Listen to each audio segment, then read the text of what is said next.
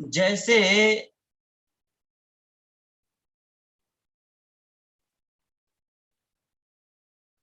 जैसे जनता जिस नेता का चुनाव करती है, वही नेता जो है दिल्ली के संसद में जाकर के बैठता है ना।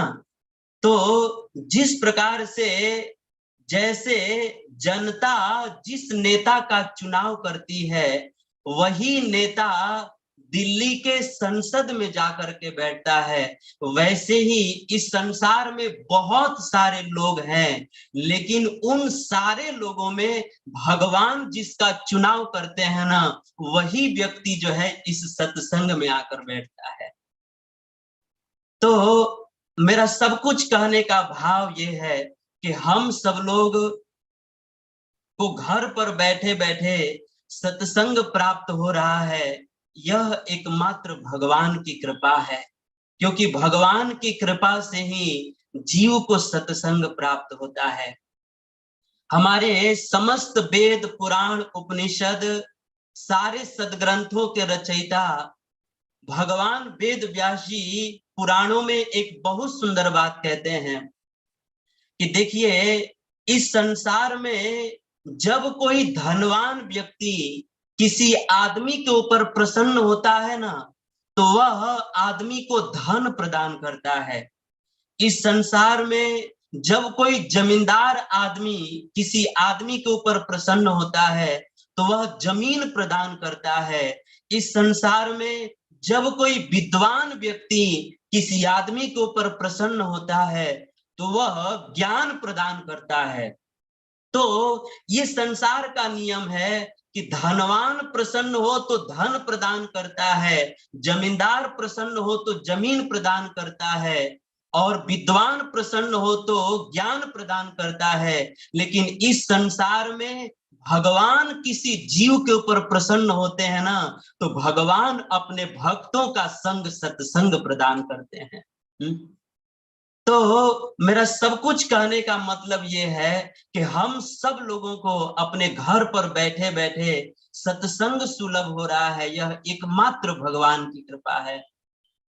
हमारे भारत के ऋषि मुनियों ने अपने शास्त्रों में भर भर के इस बात को लिखा है कि भगवान की कृपा से ही सत्संग मिलता है। जैसे कि रामायण में गोस्वामी तुलसीदास जी ने लिखा है, जब द्रवे दीन दयाल राघव साधु संगति पाए, जेहि दरस परस समागमादिक पाप राशि नसाए। हमारे रामायणकार ने बहुत सुंदर लिखा है। रामायण में हनुमान जी जब माता सीता जी को ढूंढते ढूंढते लंका में पहुंचे, और जब पहली बार विभीषण जी ने हनुमान जी का दर्शन किया, तो विभीषण जी नाचने लगे, और नाचते हुए विभीषण जी ने हनुमान जी से भी यही बात कहा। क्या कहा? अब मोहि भा भरोसा हनुमंता, अब मोहि भा भरोसा हनुमंता, बिनु हरि कृपा मिलहि नहीं संता, अति हरि कृपा जा पर होई, अति हरि कृपा जा पर होई, एहि मार्ग पाव दे सोई। हमारे रामायणकार ने रामायण में बहुत स्थानों पर इस बात को लिखा है कि भगवान की कृपा से ही सत्संग मिलता है। कहते हैं कि अति हरि कृपा जा पर हुई, यही मार्ग पांव दे सोई। इस संसार में किसी जीव के ऊपर थोड़ी कृपा नहीं, बहुत कृपा नहीं, इस संसार में जब किसी जीव के ऊपर भगवान की अति कृपा होती है, वही व्यक्ति जो है इस सत्संग में आकर के बैठता है और भगवत प्राप्ति के मार्ग पर चलने का प्रयास करता है। अति हरि कृपा जा पर होई, यही मार्ग पांव देई सोई। तो मेरा सब कुछ कहने का मतलब ये है कि हम सभी भक्तों को अपने घर पर बैठे बैठे सत्संग सुलभ हो रहा है। यह एकमात्र हमारे श्री ठाकुर जी की, श्रील प्रभुपाद जी की अहेतु की कृपा और करुणा का फल है। और कई बार लोग प्रश्न करते हैं कि ठीक है, भगवान की कृपा से सत्संग मिलता है, लेकिन भगवान की कृपा से सत्संग मिलता है तो हम इसका लाभ क्यों उठाएं? इससे फायदा क्या होता है? सत्संग में बैठने से लाभ क्या है? तब हमारे आचार्य लोग कहते हैं कि देखिए, सत्संग की बहुत बहुत महिमा है। भगवान की कृपा से हम लोगों को यह जो सत्संग प्राप्त हो रहा है, इसकी बहुत बहुत महिमा है। क्या महिमा है? हमारे आचार्य लोग कहते हैं कि देखिए, वैसे तो सत्संग की अनंत महिमा है, लेकिन अगर कम शब्दों में कहा जाए तो आचार्य लोग कहते हैं कि देखिए, गंगा जो है ना, वह व्यक्ति को केवल पाप से मुक्त करती है, और चंद्रमा जो है ना, वह व्यक्ति को केवल ताप से मुक्त करता है, और सूर्य जो है वह व्यक्ति को केवल अंधकार से मुक्त करता है। तो गंगा जो है आदमी को केवल पाप से ही मुक्त करती है, चंद्रमा जो है वो व्यक्ति को केवल ताप से ही मुक्त करती है और मुक्त करता है, और सूर्य जो है वो व्यक्ति को केवल अंधकार से ही मुक्त करता है। लेकिन धन्य है संत महापुरुषों का संग, सत्संग, क्योंकि सत्संग जो है आदमी को पाप, ताप और अज्ञान, इन तीनों से मुक्त कर देता है। ये है सत्संग की महिमा। तो इस तरह से सत्संग की बहुत बहुत महिमा है।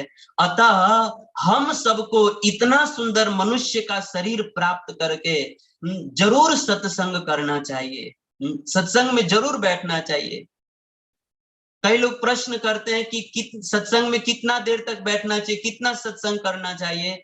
तो शास्त्र तो कहते हैं कि 24 घंटा ही सत्संग करना चाहिए, लेकिन हम सब कलिकाल के प्राणी हैं, हम सब लोगों के पास 24 घंटे का समय नहीं है, इसीलिए कम से कम दिन में 2 घंटा तो अवश्य सत्संग करना चाहिए, और 2 घंटा भी समय न हो तो कम से कम 1 घंटा तो जरूर करना चाहिए, और 1 घंटा न हो तो कम से कम आधा घंटा तो जरूर करना चाहिए।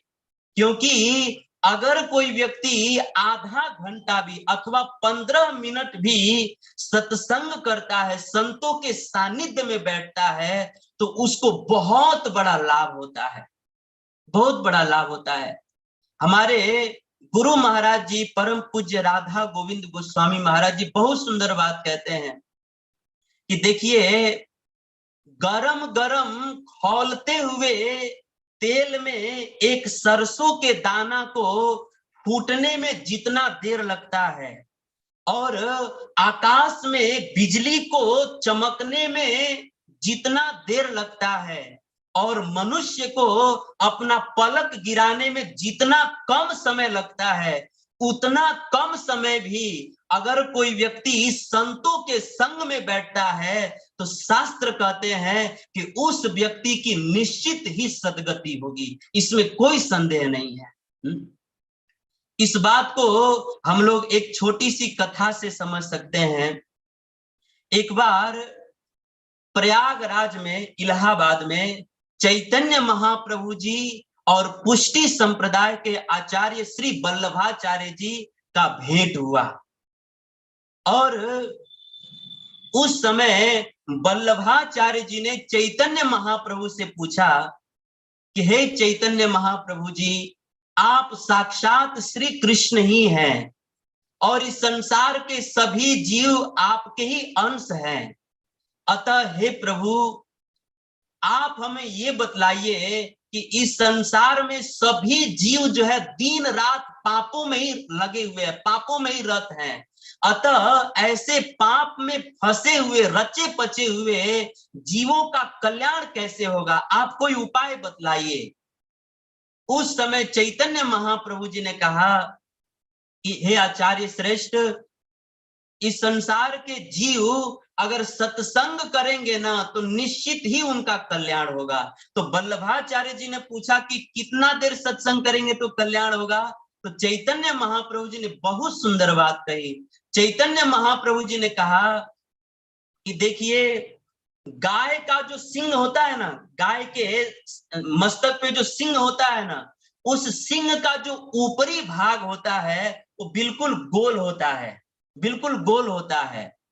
और उस गाय के सिंग के बिल्कुल ऊपरी जो गोल भाग होता है, उस गोल भाग के ऊपर एक सरसों का दाना, गोल दाना जितना कम समय तक टिकता है ना, उतना कम समय भी अगर कोई व्यक्ति जो है संतों के संग में बैठता है, सत्संग में बैठता है, तो निश्चित ही उस व्यक्ति का कल्याण होगा, उसकी सद्गति होगी, इसमें कोई संदेह नहीं है।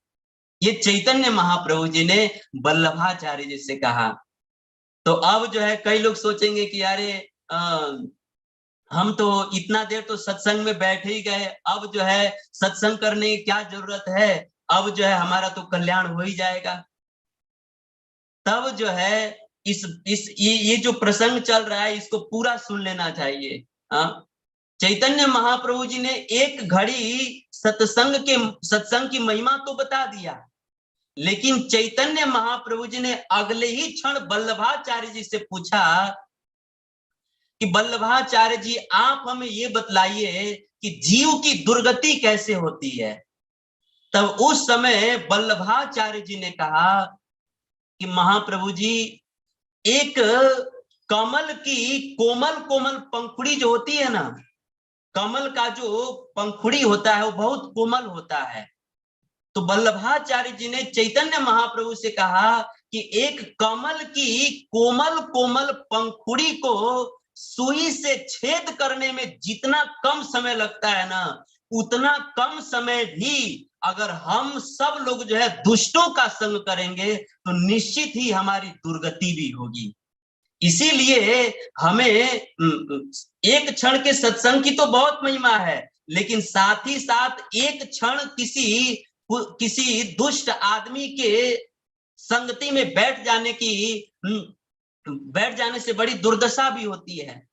सत्संग की जितनी महिमा है, सत्संग से जितना लाभ होता है, कुसंग से उतना हानि भी होता है।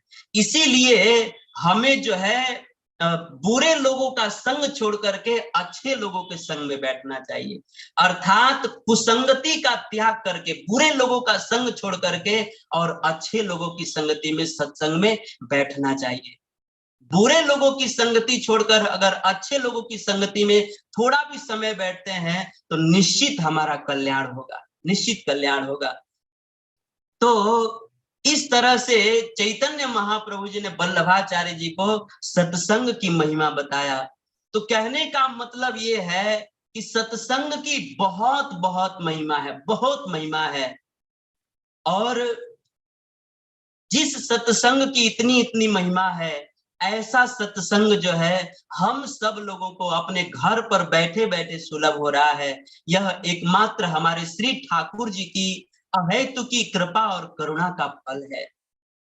सो आइए ऐसे अनंत महिमा से मंडित सत्संग का लाभ उठाते हुए हम सब लोग जो है आज श्रीमद् भागवत की कथा सुनेंगे।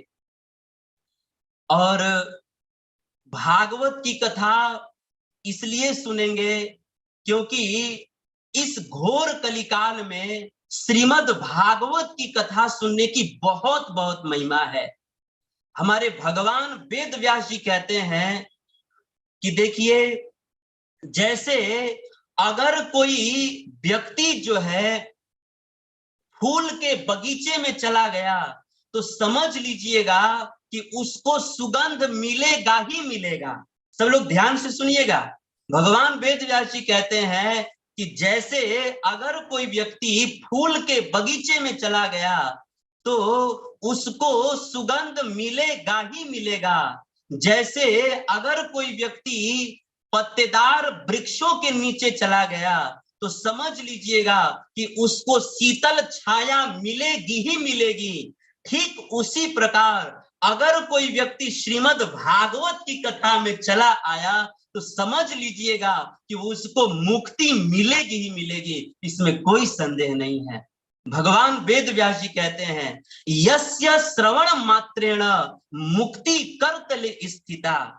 भागवत श्रवण करने की इतनी महिमा है कि अगर कोई निष्ठा पूर्वक प्रेम पूर्वक श्रीमद् भागवत की कथा को श्रवण करता है तो केवल कथा श्रवण करने से साक्षात हरि जो है उसके हृदय में आकर बैठ जाते हैं और साक्षात मुक्ति जो है उसकी मुट्ठी में आकर बैठ जाती है। मुक्ति जो है मुट्ठी में कैद हो जाती है।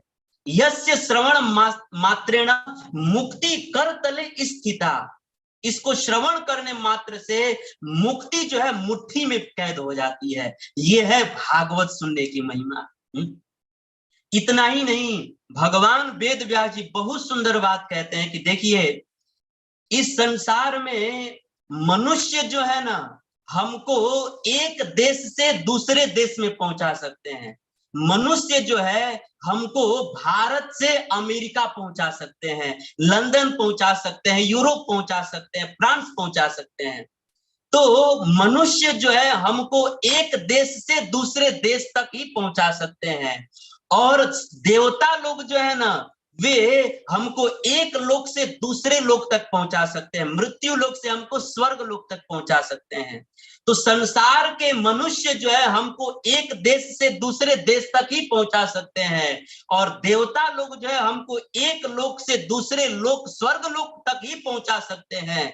लेकिन धन्य है श्रीमद् भागवत की कथा, क्योंकि भागवत की कथा जो है इस संसार के जीव को मृत्यु लोक से सीधा भगवान के वैकुंठ लोक में पहुंचा सकती है।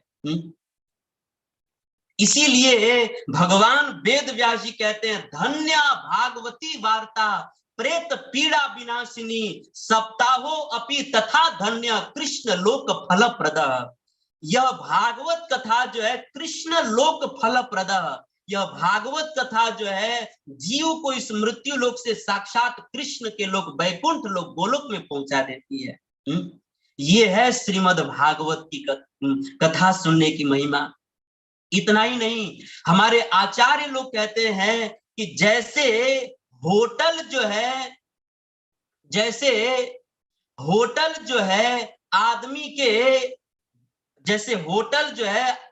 आदमी का भूख मिटाने के लिए बना हुआ है।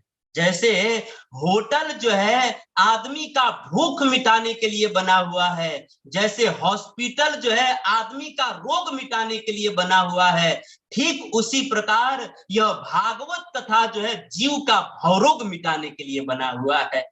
अर्थात इस भागवत की कथा अगर कोई व्यक्ति श्रवण करता है तो बारंबार के पुनरपि जन्म पुनरपि मरणम पुनरपि जननी जठरे शयनम, ये बारंबार के जन्म मरण के चक्र से मुक्त हो जाता है। इसीलिए भगवान वेद व्यास जी कहते हैं कलौ भागवती वार्ता भव रोग विनाशिनी। भागवत की कथा जो है जीव के भवरोग को ही दूर कर देती है। अर्थात भागवत की कथा भवरोग की औषधि है। ये भागवत कथा जीव के भवरोग को ही दूर कर देता है। ये है भागवत सुनने की महिमा।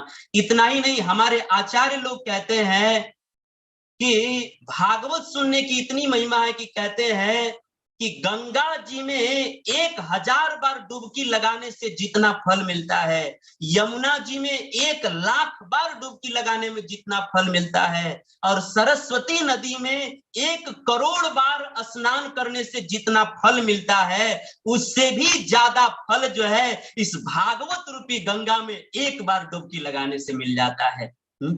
इसीलिए एक कवि ने बहुत सुंदर लिखा है, हरिद्वार में 1000 बार, काशी में करोड़ बार, प्रयागराज में अनगिनत बार जाइए, द्वारिका में 200 बार, अयोध्या में 800 बार, हिमालय में हिम्मतधार बार बार जाइए, गंगा में असंख्य बार, सरयू में सैकड़ों बार, यमुना नदी में अनंत बार नहाइए। इसका जो फल होगा श्याम इससे भी ज्यादा देगा, बस भागवत कथा में एक बार आइए।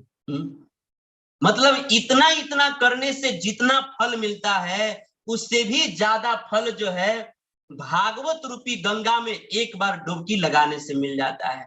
ये है भागवत सुनने की महिमा। इस तरह से भागवत सुनने की बहुत बहुत महिमा है। और भागवत सुनने की सबसे बड़ी महिमा ये है कि भागवत सुनने से जो है आदमी का मन पवित्र हो जाता है। देखिए आज जो है ना एक बहुत विचारणीय बात है कि आज जो है पूरे विश्व भर में लगभग सब कुछ अच्छा बन रहा है। आज जो है पूरे विश्व भर में मकान बहुत अच्छा बन रहा है, दुकान बहुत अच्छा बन रहा है, घर बहुत अच्छे बन रहे हैं, रोड बहुत अच्छे बन रहे हैं, शॉपिंग मॉल बहुत अच्छे अच्छे बन रहे हैं। आज पूरे विश्व भर में लगभग सब कुछ अच्छा बन रहा है, लेकिन एक चीज जो है ना वो दिन प्रतिदिन खराब बनते जा रहा है। वो क्या है? वो है आदमी का मन। सब कुछ तो अच्छा बनते जा रहा है, लेकिन आदमी का मन जो है दिन प्रतिदिन खराब बनते जा रहा है। आज जो है आदमी के घर में कार तो बहुत अच्छा है, आज जो है आदमी के गले में सोने का हार तो बहुत अच्छा है, लेकिन आज जो है आदमी के मन में विचार अच्छे नहीं हैं। आज आदमी का विचार बहुत गंदा हो चुका है, बहुत दूषित हो चुका है। और चूंकि आदमी के मन का विचार गंदा हो चुका है, इसीलिए आदमी का व्यवहार भी गंदा हो चुका है, क्योंकि जैसा विचार होता है वैसा ही व्यवहार होता है। आदमी का विचार गंदा हो गया है, इसीलिए आदमी का व्यवहार भी गंदा हो गया है, आचरण बिल्कुल गंदा हो गया है। हमारे आचार्य लोग कहते हैं कि देखिए आज जो है ना आदमी के पास जाइए ना तो आदमी के कपड़े से सुगंध आती है, आज जो है आदमी के कमरे में जाइए तो कमरे से सुगंध आती है, आज आदमी के कार में बैठिए तो कार से सुगंध आती है। कहां तक कहें, आज आदमी के टॉयलेट और बाथरूम में जाइए ना तो टॉयलेट और बाथरूम से भी सुगंध आती है। लेकिन दुख की बात यह है कि आदमी के कपड़े से सुगंध आती है, कार से सुगंध आती है, कमरे से सुगंध आती है, टॉयलेट से सुगंध आती है, लेकिन आज आदमी के चरित्र से तो बदबू आती है। चरित्र में कोई सुगंध नहीं है, चरित्र में कोई महक नहीं है, चरित्र से तो बदबू आती है। आज आदमी का चरित्र बिल्कुल गंदा हो गया है। क्यों? क्योंकि आदमी के मन का विचार गंदा हो गया है, इसीलिए आदमी का चरित्र भी गंदा हो गया है। तो आज जो है सब कुछ अच्छा बनते जा रहा है, लेकिन एक चीज जो है आदमी का मन वो दिन प्रतिदिन गंदा बनते जा रहा है, दूषित बनते जा रहा है। और एक महत्वपूर्ण बात यह है कि आज जो है ना हमारा दूध न खराब हो इसके लिए हमारे घर में फ्रिज की व्यवस्था है, आज हमारा कपड़ा न खराब हो इसके लिए हमारे घर में वॉशिंग मशीन की व्यवस्था है, लेकिन आज जो है हम सबका मन न खराब हो इसके लिए हमारे घर में कोई व्यवस्था नहीं है। आज जो है हमारे घर में कपड़ा को धोने का साबुन है, बर्तन को धोने का साबुन है, बाल को धोने का साबुन है, टाइल्स को धोने का साबुन है, गाड़ी को धोने का साबुन है, लेकिन आज जो है हमारे घर में हमारे अपने मन को धोने का कोई साबुन नहीं है, मन को धोने का कोई साबुन नहीं है। इसीलिए हम सबका मन जो है, आदमी का मन जो है बिल्कुल दूषित हो चुका है। तो आज वर्तमान समय में हर एक व्यक्ति का मन जो है बिल्कुल दूषित हो चुका है, बिल्कुल गंदा हो चुका है। और आज समाज में, पूरे देश में, पूरे विश्व में इस मन की गंदगी को साफ करने का कोई उपाय नहीं है। लेकिन हमारे भगवान वेद व्यास जी बहुत सुंदर बात कहते हैं कि इस संसार में किसी व्यक्ति का मन कितना ही गंदा क्यों न हो, किसी व्यक्ति का मन कितना ही दूषित क्यों न हो, अगर गंदा से गंदा मन वाला व्यक्ति भी अगर प्रेम पूर्वक इस श्रीमद् भागवत की कथा को श्रवण करता है ना, तो भागवत की कथा श्रवण करने से उस व्यक्ति का मन जो है गंगा जी के समान परम पवित्र बन जाता है। भगवान वेद व्यास जी कहते हैं प्रविष्टः कर्णरंध्रेण स्वानाम भाव सरोरुहम विधुनोति समलम कृष्ण सलिलस्य यथा सरत। वेद व्यास जी कहते हैं किसी का मन कितना गंदा क्यों ना हो, अगर वो भागवत की कथा श्रवण करता है तो उस व्यक्ति का मन जो है गंगा जी के समान पवित्र हो जाता है। जैसे शरद ऋतु में सरोवर का जल स्वच्छ हो जाता है, निर्मल हो जाता है, वैसे भागवत कथा सुनने से आदमी का मन निर्मल हो जाता है। ये है भागवत कथा सुनने की महिमा। तो इस तरह से श्रीमद् भागवत की कथा सुनने की बहुत बहुत महिमा है। सो आइए इस अनंत महिमा से मंडित श्रीमद् भागवत की कथा को प्रारंभ करें। वैसे कई भक्त लोग सोच रहे होंगे कि प्रभु जी को 1 घंटे का समय मिला है और उसमें भी जो है 20 मिनट 25 मिनट सत्संग की महिमा, भागवत की महिमा में ही निकाल दिए। तो देखिए मैं बिल्कुल समझ पा रहा हूं, लेकिन मैंने सत्संग और भागवत की महिमा इसलिए बताई क्योंकि जब तक हम किसी वस्तु की महिमा को नहीं जानते हैं ना, तब तक उस वस्तु के प्रति हमारे दिल में भाव और प्रेम नहीं उत्पन्न होता है। इसीलिए मैंने कथा से पहले सत्संग और भागवत की महिमा को सुनाया, ताकि हमारे दिल में, वैसे आप लोगों के मन में श्रद्धा है, प्रेम है, लेकिन और भी श्रद्धा और भी प्रेम उत्पन्न हो, इसके लिए मैंने सत्संग और भागवत की महिमा सुनाई। अब जो है हम लोग आज अपने टॉपिक पर आते हैं। आज जो है हम लोग अब भागवत की कथा प्रारंभ करते हैं।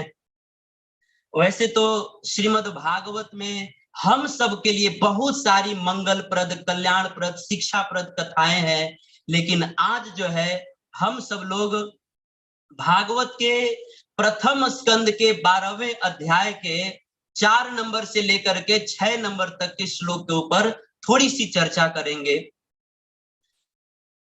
श्रीमद् भागवत के प्रथम स्कंद के 12वें अध्याय के 4 नंबर श्लोक में अब मैं इसकी भूमिका बनाने जाऊंगा तो और भी समय निकल जाएगा, लेकिन आप सब लोग पहले से ही सुन रहे हैं, इसीलिए मैं इसकी भूमिका नहीं बनाऊंगा, मैं सीधे ही इसकी कथा प्रारंभ करता हूं।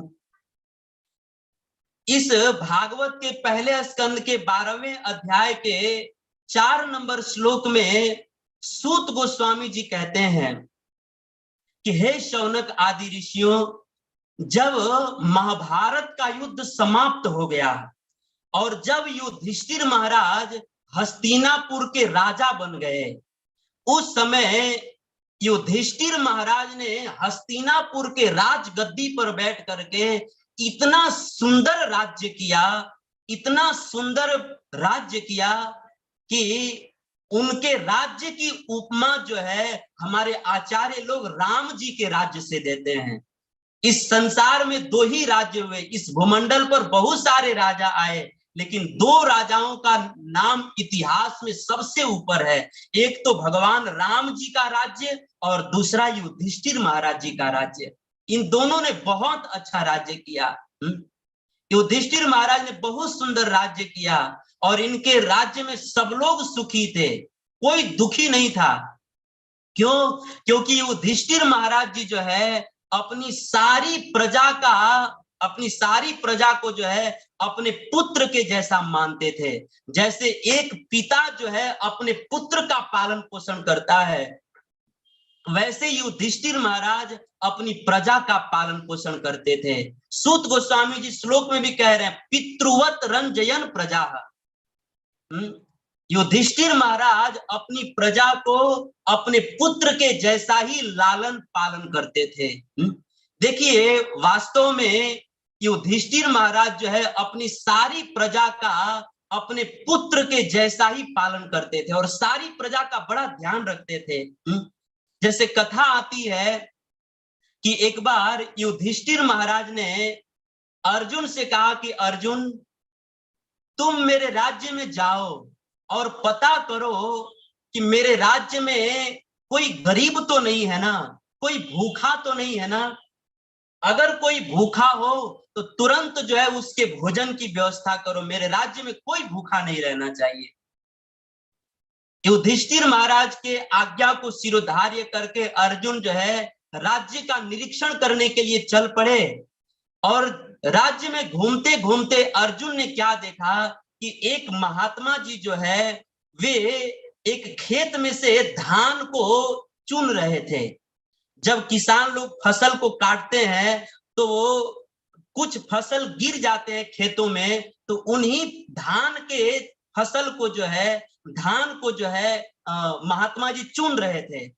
तो अर्जुन ने देखा, महात्मा जी के पास गए, प्रणाम किया और कहा कि महात्मा जी, मुझे लगता है आपको अन्न की बहुत जरूरत है, तो अगर आपको अन्न की आवश्यकता है तो आप मेरे भैया युधिष्ठिर महाराज जी के पास चलिए, वो हस्तिनापुर के राजा हैं, आपको जितना अन्न चाहिए उतना मिल जाएगा, आप तुरंत चलने की कृपा करें। महात्मा जी ने जैसे ही अर्जुन की बात सुनी, सुनते ही महात्मा जी फपक फपक करके रोने लगे। अर्जुन को बड़ा आश्चर्य हुआ कि मैंने कुछ गलत कह दिया क्या। अर्जुन ने महात्मा जी से बहुत पूछा कि आप क्यों रो रहे हैं, लेकिन महात्मा जी ने कोई उत्तर नहीं दिया। अब जो है अर्जुन युधिष्ठिर महाराज जी के पास गए और जाकर के सारी घटना सुनाए, और घटना को सुनते ही युधिष्ठिर महाराज जी भी रोने लगे। उस समय अर्जुन ने युधिष्ठिर महाराज से पूछा कि भैया आप क्यों रो रहे हैं। युधिष्ठिर महाराज कुछ नहीं बोले। फिर अर्जुन भगवान कृष्ण के पास गए और ये सारी घटना जो है भगवान कृष्ण को सुनाए। इस घटना को सुनते ही भगवान कृष्ण भी जोर जोर से रोने लगे। अब अर्जुन तो बड़ा आश्चर्य में पड़ गए कि ये सब लोग मेरे प्रश्नों को सुन करके सब लोग रो क्यों रहे हैं। अर्जुन ने भगवान कृष्ण से विनम्रता पूर्वक पूछा कि भगवान आप क्यों रो रहे हैं, वो महात्मा जी क्यों रोने लगे, युधिष्ठिर महाराज क्यों रो रहे हैं, आप सबके रोने का कारण बताइए।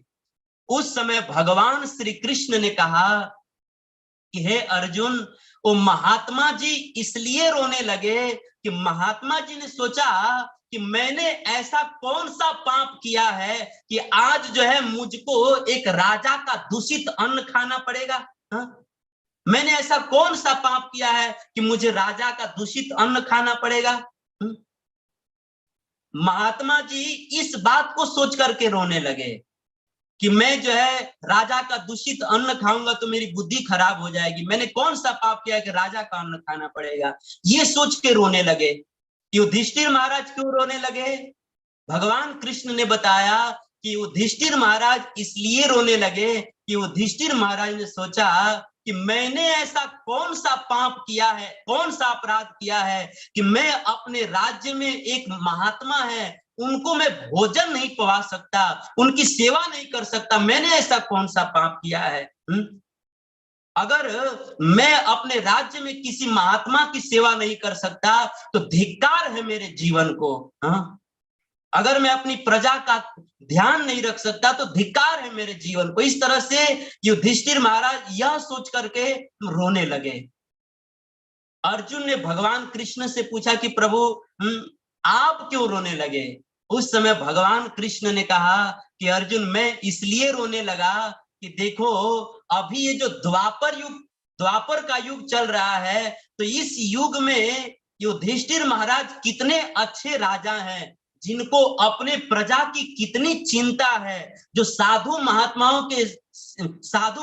के सेवा करने की कितनी चिंता है। लेकिन आने वाले कलयुग में ऐसे स्वार्थी राजा होंगे कि कलयुग के राजाओं की प्रजा जो है भूखों मरेगी, लेकिन फिर भी कलयुग के राजाओं को अपनी प्रजा का कोई चिंता नहीं होगा। मैं जो है कलयुग के स्वार्थी राजा और दुखी प्रजा के विषय में सोच करके रो रहा हूं। ये महाभारत में कथा है। तो प्रसंग बड़ा है, लेकिन कहने का भाव ये है कि युधिष्ठिर महाराज जी जो है वो बहुत अच्छा राज्य किया। उन्होंने अपनी प्रजा में सबका ध्यान रखते थे। युधिष्ठिर महाराज अपनी सारी प्रजा का बहुत ध्यान रखते थे। इसीलिए सूत गोस्वामी जी युधिष्ठिर महाराज जी के लिए कह रहे हैं कि हे शौनक आदि ऋषियों, युधिष्ठिर महाराज जी जो है अपनी प्रजा का अपने पुत्र के समान, अपने संतान के समान जो है पालन पोषण किया। अब देखिए बात आई है तो मैं बता दूं, वैसे तो अपनी कथा में कोई राजा नहीं बैठे होंगे, लेकिन इस कथा से एक राजा को बहुत संदेश मिलता है कि एक राजा का कर्तव्य है कि राजा अपनी प्रजा को अपने पुत्र के जैसा ही पालन पोषण करे। नहीं तो रामायण में लिखा है कि जासु राज्य प्रिय प्रजा दुखारी, सो निरप अवसु नरक अधिकारी। जिस राजा के राज्य में अगर कोई भी प्रजा दुखी रहती है तो वह राजा जो है निश्चित नरक में जाता है। इसीलिए एक राजा को युधिष्ठिर महाराज से सीख लेनी चाहिए कि अपनी प्रजा का पुत्रवत पालन पोषण करना चाहिए, अपने पुत्र के जैसा पालन पोषण करना चाहिए।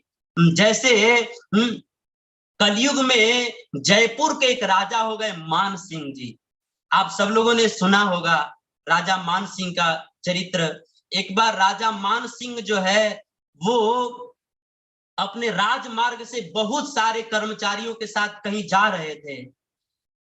उसी राजमार्ग के बगल में एक गरीब आदमी जो है पत्थर चला चला करके बेर का फल तोड़ रहा था, और जब बेर के ऊपर वो पत्थर चलाया तो एक पत्थर जो है राजा मान सिंह के सिर पर जाकर के लग गया और उनका सिर फूट गया, खून बहने लगा। उस समय राजा मान सिंह के सारे कर्मचारियों ने उस आदमी को पकड़ लिया और सुबह के समय में राजा मान सिंह के समक्ष उपस्थित किया। राजा मान सिंह ने उस गरीब आदमी से पूछा कि तुमने मुझे पत्थर क्यों मारा। उस समय उस गरीब ने हाथ जोड़ करके कहा कि महाराज क्षमा कर दीजिए, मेरे घर पर 4-4 बच्चे हैं और मेरे चारों बच्चे 10-10 दिन से भूखे हैं, उनके लिए कोई भोजन की व्यवस्था नहीं है, तो मैं उनके भूख को मिटाने के लिए मैं पत्थर चलाकर बेर का फल तोड़ रहा था। मैंने आपको जानबूझ के पत्थर नहीं मारा है, क्षमा कर दीजिए महाराज। जैसे ही उस गरीब आदमी राजा मान सिंह से यह बात बोला, उस समय राजा के मंत्री ने तुरंत राजा से कहा कि राजा साहब तुरंत इस व्यक्ति को फांसी दे दीजिए, क्योंकि इसने आपके ऊपर पत्थर चलाया है। उस समय राजा मान सिंह मंत्री को कहे कि आप चुप रहिए, और उस गरीब के आवाज को सुन करके, गरीब की वाणी को सुन करके राजा मान सिंह के आंख भर आए और उन्होंने सोचा कि देखो तो मैं राजा हूं, लेकिन राजा होकर के भी मैं कितना लापरवाह हूं कि मेरे राज्य में एक प्रजा जो है 10-10 दिन से भूखे सो रहे हैं और मुझको पता ही नहीं। उनको बड़ा कष्ट हुआ, रोने लगे।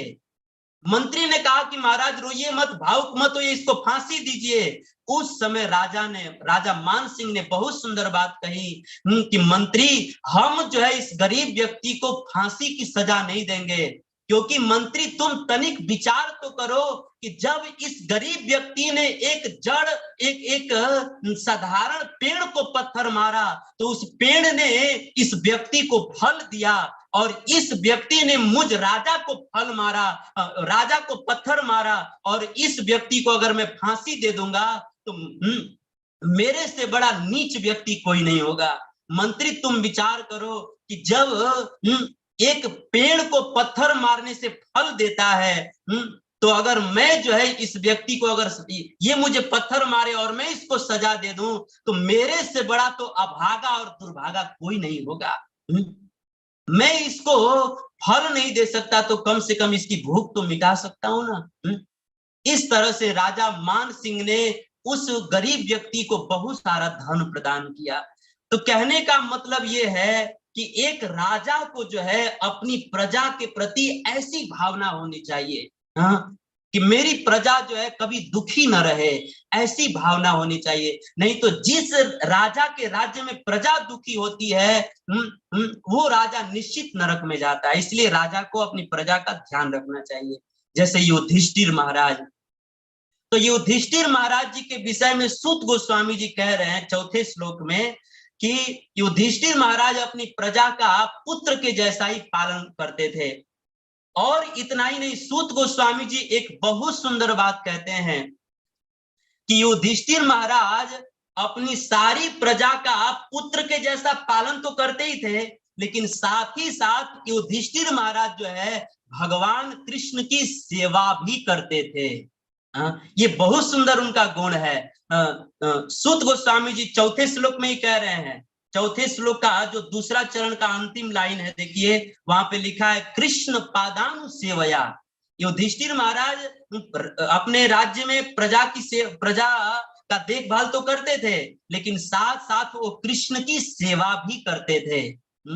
अतः युधिष्ठिर महाराज जी के इस चरित्र से हम सब लोगों को भी सीख मिलती है कि जैसे युधिष्ठिर महाराज अपने राज्य का, अपने घर परिवार का कार्य करते हुए साथ साथ भगवान की भी सेवा करते थे, वैसे ही हम सब लोगों को भी अपने घर का, परिवार का, ऑफिस का सारा काम करते हुए हम सब लोगों को भी भगवान की भक्ति करनी चाहिए। क्योंकि अगर हमारे पास सब कुछ है लेकिन अगर भगवान की भक्ति नहीं है तो वो हमारा सब कुछ किसी काम का नहीं है। हमारे पास बहुत सारा गाड़ी है, बंगला है, रुपया है, पैसा है, मान है, सम्मान है, प्रतिष्ठा है, धन है, दौलत है, फ्लैट है, बैंक बैलेंस है, सब कुछ है, लेकिन अगर हमारे जीवन में भगवान की भक्ति नहीं है तो सब कुछ किसी काम का नहीं है, सब कुछ किसी काम का नहीं है। जैसे मैं आपको एक उदाहरण देता हूं कि जैसे मान लीजिए 1000 शून्य हो, लेकिन अगर उस 1000 शून्य के आगे यदि एक अंक न हो तो उस 1000 शून्य का कोई मतलब है क्या? कोई मतलब नहीं है। वैसे ही हमारे जीवन में सब कुछ हो, गाड़ी, बंगला, रुपया, पैसा, स्त्री, पुत्र, बैंक बैलेंस, घर परिवार, सब कुछ हो, लेकिन हमारे जीवन में अगर भगवान की भक्ति नहीं है तो सब कुछ किसी काम का नहीं है। इसीलिए जीवन में सब कुछ रहे ठीक है, लेकिन साथ साथ भगवान की भक्ति भी होनी चाहिए। जैसे मान लीजिए कि कोई आदमी है, उस आदमी का मुख बहुत सुंदर है, हाथ बहुत सुंदर है, पांव बहुत सुंदर है, उसका आंख बहुत सुंदर है, नाक बहुत सुंदर है, कान बहुत सुंदर है, उसके होंठ बहुत सुंदर है, सब कुछ उसका सुंदर है। एक आदमी के पास सब कुछ है, उसके पास हाथ भी है, कान भी है, पांव भी है, नाक भी है, जीभ भी है, आंख भी है, सब कुछ है, लेकिन अगर उस आदमी के शरीर में प्राण न हो तो सब कुछ किसी काम का है? किसी काम का नहीं है। तो जिस प्रकार से किसी आदमी के पास बहुत सुंदर हाथ है, पांव है, मुख है, नाक है, गाल है, कान है, सब कुछ है, लेकिन अगर उसमें प्राण नहीं है तो सब कुछ किसी काम का नहीं है। वैसे ही हमारे जीवन में सब कुछ है, लेकिन अगर भगवान की भक्ति नहीं है तो सब कुछ किसी काम का नहीं है। रामायण में भगवान राम जी माता सबरी जी को कहते हैं कि जाति पाति कुल धर्म बड़ाई, धन बल परिजन गुण चतुराई, भक्ति हीन नर सोहे कैसे, बिनु जल बारिद देखिए जैसे। राम जी कहते हैं कि किसी आदमी के पास सब कुछ हो, लेकिन अगर उसके पास भक्ति नहीं है तो वह व्यक्ति वैसे ही शोभा नहीं देता, जैसे बिना जल के बादल शोभा नहीं देता, वैसे ही बिना भक्ति के आदमी का कोई शोभा नहीं होता है, आदमी का कोई शोभा नहीं होता। इसीलिए हमारे जीवन में सब कुछ रहे बहुत अच्छी बात है, गाड़ी हो, बंगला हो, स्त्री हो, पुत्र हो, सब कुछ रहे कोई बात नहीं, लेकिन सब कुछ के साथ साथ हमारे जीवन में भगवान की भक्ति भी होनी चाहिए।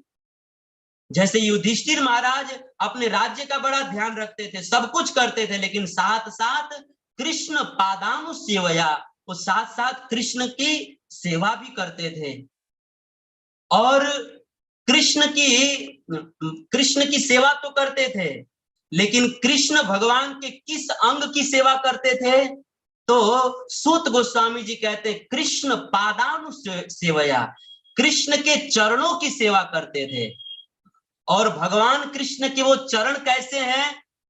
तो प्रभुपाद जी उस श्लोक के अनुवाद में लिखते हैं कि भगवान कृष्ण के चरण जो है बिल्कुल खिले हुए कमल के समान है। तो देखिए यहां पर प्रभुपाद जी इस श्लोक के अनुवाद में कहते हैं कि भगवान कृष्ण के चरण जो है बिल्कुल कमल के जैसे हैं। तो अगर हम सब लोग जो है ना भागवत को अगर बहुत ध्यान से सुनते हो और पढ़ते हो तो हम लोगों ने एक चीज नोट किया होगा, क्या? कि हम लोग शास्त्रों में अक्सर पढ़ते हैं और सुनते हैं कि हमारे शास्त्रों में भगवान के चरणों की उपमा जो है ना बार बार कमल से दी गई है, बार बार कमल से दी गई है। तो अब प्रायः कभी कभी हमारे मन में प्रश्न होता है कि हमारे शास्त्रों में हम बार बार भगवान के चरणों की उपमा कमल से क्यों दी गई है? हमारे शास्त्रों में भगवान के चरणों की उपमा बार बार कमल से क्यों दी गई है? तब हमारे आचार्य लोग इसके पीछे का जो कारण है बहुत सुंदर कारण बताते हैं। हमारे आचार्य लोग कहते हैं कि देखिए, भगवान के चरणों की उपमा कमल से बार बार इसलिए दी गई है क्योंकि जो कमल होता है ना, उस कमल में एक बहुत बड़ी विशेषता है। क्या? कि कमल जो है ना कभी भी पानी में डूबता नहीं है। कमल जो है सरोवर में कभी भी डूबता नहीं है।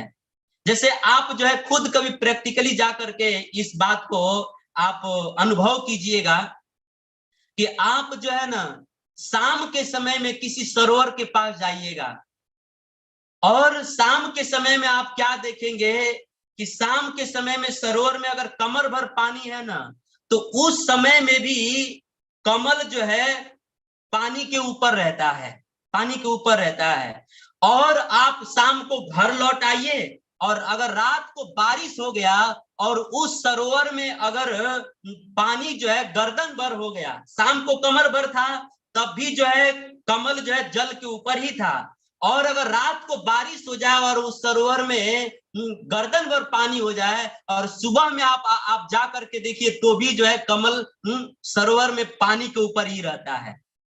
शाम को कमर भर पानी थी तब भी वो कमल पानी के ऊपर ही था, और सुबह में उस सरोवर में गर्दन भर पानी हो गया तो भी वो कमल पानी के ऊपर ही रहता है। मतलब पानी बढ़ता है तो कमल भी बढ़ जाता है। मतलब कमल जो है कभी भी सरोवर में डूबता नहीं है। और हमारे आचार्य लोग बहुत सुंदर बात बताते हैं, बहुत सुंदर बात बताते हैं कि देखिए कमल जो है कभी भी सरोवर में डूबता नहीं है, और साथ ही साथ उस कमल का अगर कोई भंवरा आश्रय ले ले तो वह भंवरा भी कभी भी सरोवर में नहीं डूबता है। तो हमारे आचार्य लोग कहते हैं कि जैसे कोई भंवरा कमल का आश्रय ले ले तो वह भंवरा जो है कभी भी पानी में नहीं डूबता है, वैसे ही इस संसार में कोई जीव रूपी भंवरा जो है भगवान के चरण रूपी कमल का आश्रय ले ले तो वह जीव रूपी भंवरा भी जो है कभी भी संसार सागर में नहीं डूबता है, कभी नहीं डूबता है। इसीलिए भगवान के चरणों की उपमा बार बार कमल से दी जाती है, क्योंकि जैसे कोई भौरा कमल का आश्रय ले ले तो कभी पानी में नहीं डूबता है, वैसे ही कोई जीव भगवान के चरण रूपी कमल का आश्रय ले ले तो वह कभी भी भव सागर में नहीं डूबता है। इसीलिए भगवान के चरणों की उपमा बार बार कमल से दी जाती है, कमल से दी जाती है। तो हमारे शास्त्रों में बार बार भगवान के चरणों की उपमा कमल से दी जाती है, इसके पीछे यही कारण है।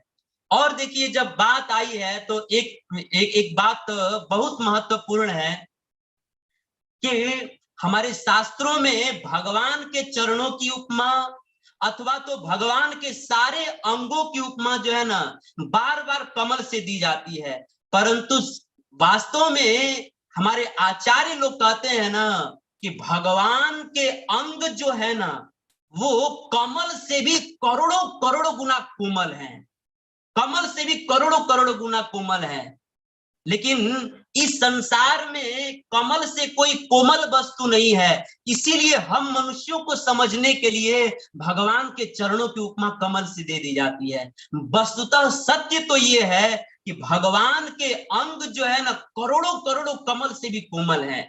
जैसे एक बहुत सुंदर कथा आती है कि एक बार जब माता सीता जी का विवाह हो गया और जब माता सीता जी डोली में बैठ करके जब वो अयोध्या वापस आ रही थी, जब अयोध्या आ रही थी तो किसी व्यक्ति ने माता कौशल्या को सूचना दिया कि माता कौशल्या जी, आपकी जो बहुरानी सीता जी है ना वो बड़ी सुकुमार हैं, बड़ी सुकुमार हैं।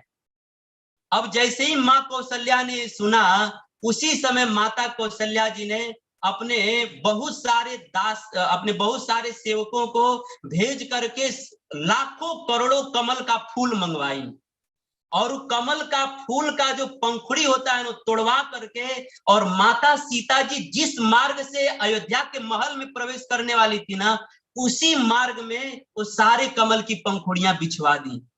अब माता सीता जी जब डोली से उतर करके और अयोध्या के महल में प्रवेश कर रही थी, उस समय माता कौशल्या ने एक आश्चर्य देखा। क्या? कि माता सीता जी जो है बार बार अपना चरण उठा रही हैं और माता सीता जी के होंठ सूखे जा रहे हैं। तो माँ कौशल्या ने माता सीता जी से पूछा कि बेटी, तुम बार बार अपना चरण क्यों उठा रही हो और तुम्हारे होंठ क्यों सूखे जा रहे हैं? उस समय माता सीता जी ने बहुत सुंदर बात कही। माँ सीता जी ने कहा कि माँ, मैं क्या बताऊं, आपने मेरे मार्ग में ये जो कमल की पंखुड़ियां बिछवाई है ना, ये सारी कमल की पंखुड़ियां मेरे पांव में चुभ रहे हैं, मेरे पांव में चुभ रहे हैं। आप लोग इतने मात्र से विचार कर सकते हैं कि माता सीता जी कितनी सुकुमार होंगी, उनके पांव कितने सुकुमल होंगे कि उनके पांव में कोमल कोमल कमल की पंखुड़ियां भी चुभ रही थी। माँ सीता कितनी सुकुमार होगी। उस समय माँ कौशल्या ने सीता जी से पूछा कि बेटी, तुम ये बताओ कि जब तुम्हारे पांव में कमल की कोमल पंखुड़ियां भी चुभ रही हैं, तो तुम जो है ये ईंट पत्थर सोने चांदी से बने हुए महल में कैसे रहोगी? कहाँ रहोगी तुम? उस समय माता सीता जी ने कहा कि माँ, आप मेरे रहने, मैं कहाँ रहूंगी इसकी चिंता आप बिल्कुल मत कीजिए। माँ, मैं जो है ना आपके इस सोने चांदी ईंट पत्थर से बने हुए महल में नहीं रहूंगी, मैं तो करोड़ों करोड़ों कमल से भी कोमल हमारे प्रभु श्री रामचंद्र जी का जो हृदय है ना, उस रामचंद्र जी के हृदय कमल में रहूंगी। मैं आपके सोने चांदी के महल में नहीं रहूंगी। मैं इस कमल से भी करोड़ों करोड़ों गुना कोमल जो राम जी का हृदय है ना, उस हृदय कमल में रहूंगी, आपके महल में नहीं रहूंगी। तो ये कथा सुनाने के पीछे भाव ये है कि इस कथा से ये साबित होता है कि भगवान का जो हृदय है वो करोड़ों करोड़ों कमल से भी कोमल है। भगवान का जो हाथ है वो भी करोड़ों करोड़ों कमल से भी कोमल है। भगवान का जो मुख है, भगवान का जो चरण है, वो करोड़ों करोड़ों कमल से भी कोमल है। करोड़ों करोड़ों कमल से भी कोमल है। भगवान बड़े सुकुमार हैं। रामायण में वर्णन है कि जब भगवान राम जी जनकपुर में गए, और जनकपुर में भी जब जनक जी के पुष्प वाटिका में फूल चयन करने के लिए गए, उस समय किसी कवि ने गुजराती में बहुत सुंदर लिखा है। तो वैसे मुझे गुजराती आती नहीं है, लेकिन मैं बंबई में 17 साल तक रहा हूँ गुजराती लोगों के साथ, भक्तों के साथ, तो मुझे थोड़ा थोड़ा गुजराती आता है। तो एक कवि ने बहुत सुंदर लिखा है, भगवान राम जब जनक जी के पुष्प वाटिका में प्रवेश करते हैं, तो कवि ने सुंदर भाव लिखा है कि तमारा अही आज पगला थवाना, चमनमा बधाने खबर થઈ ગઈ છે, ઝુકાવી દે ગરદન બધી ડાળીઓને અને ફૂલોને નીચી નજર થઈ ગઈ છે, સાચું કહું તો આજ વાતાવરણ પર તમારી નજરની અસર થઈ ગઈ છે। एक कवि ने सुंदर भाव लिखा है। तो भगवान राम जब जनक जी के पुष्प वाटिका के द्वार पर पहुंचे, तो उस समय भगवान राम ने माली से कहा कि मैं गुरु पूजन के लिए फूल तोड़ना चाहता हूं, आप मुझे फूल चयन करने की अनुमति दे दीजिए। लेकिन उस समय माली ने, उस वाटिका का जो माली था, उसने साफ साफ मना कर दिया कि प्रभु, मैं जो है आपको फूल चयन नहीं करने दूंगा। राम जी ने पूछा कि आप मुझे फूल क्यों नहीं तोड़ने देंगे? उस समय माली के आंख भर आए और माली ने रोते रोते कहा कि प्रभु, आप मेरे पुष्प वाटिका से फूल चयन करें, ये तो मेरा बड़ा सौभाग्य होगा, लेकिन फिर भी मैं आपको फूल नहीं तोड़ने देना चाहता हूं। क्यों? क्योंकि मुझे एक डर लग रहा है। क्या? कि हे प्रभु, आपके हाथ इतने कोमल है ना कि मुझे डर लग रहा है कि आप जो है कहीं फूल तोड़ने जाएं तो कहीं फूल की पंखुड़ियां आपके हाथों में चुभ न जाएं, इसलिए मुझे डर लग रहा है, इसलिए मैं आपको फूल नहीं तोड़ने देना चाहता हूं। हे प्रभु ये फूल तोड़ने की सेवा आप मुझे दे दीजिए। तो कहने वो माली का कितना सुंदर भाव है। इस माली के, जनक जी के पुष्प वाटिका के माली के प्रसंग से ये साबित होता है कि भगवान के अंग जो है करोड़ों करोड़ों कमल से भी कोमल है। माली को डर लग रहा था कि कहीं राम जी फूल तोड़ने जाए तो उनके हाथों में फूलों की पंखुड़ियां चुभ न जाएं। माली को डर लग रहा था। और इतना ही नहीं, माली ने और भी सुंदर बात कही। माली ने कहा कि प्रभु मैं आपको बगीचे में नहीं घुसने दूंगा। क्यों? क्योंकि बगीचे में जो है ना बहुत सारे भंवरे घूम रहे हैं। और हे प्रभु सच कहे ना तो आपका जो मुख है ना बिल्कुल सुबह के समय में ताजा ताजा खिले हुए कमल के समान लग रहा है। और कहीं आप जो है वाटिका में प्रवेश करें तो कहीं कोई भौरा जो है आपके मुख को कमल समझ के डंक न मार दे, इसलिए मुझे डर लग रहा है, इसीलिए मैं आपको वाटिका में प्रवेश नहीं करने दूंगा। आप फूल चयन करने की सेवा मुझे दे दीजिए। इस तरह से माली ने कहा। लेकिन राम जी तो बोलने में बड़े चतुर हैं, जैसे तैसे उसको समझा बुझा करके राम जी वाटिका में प्रवेश कर गए। और सुबह के समय में राम जी फूल तोड़ रहे थे, तो फूल तोड़ने से भी उनको इतना परिश्रम लग रहा था कि राम जी को पसीना आने लगा।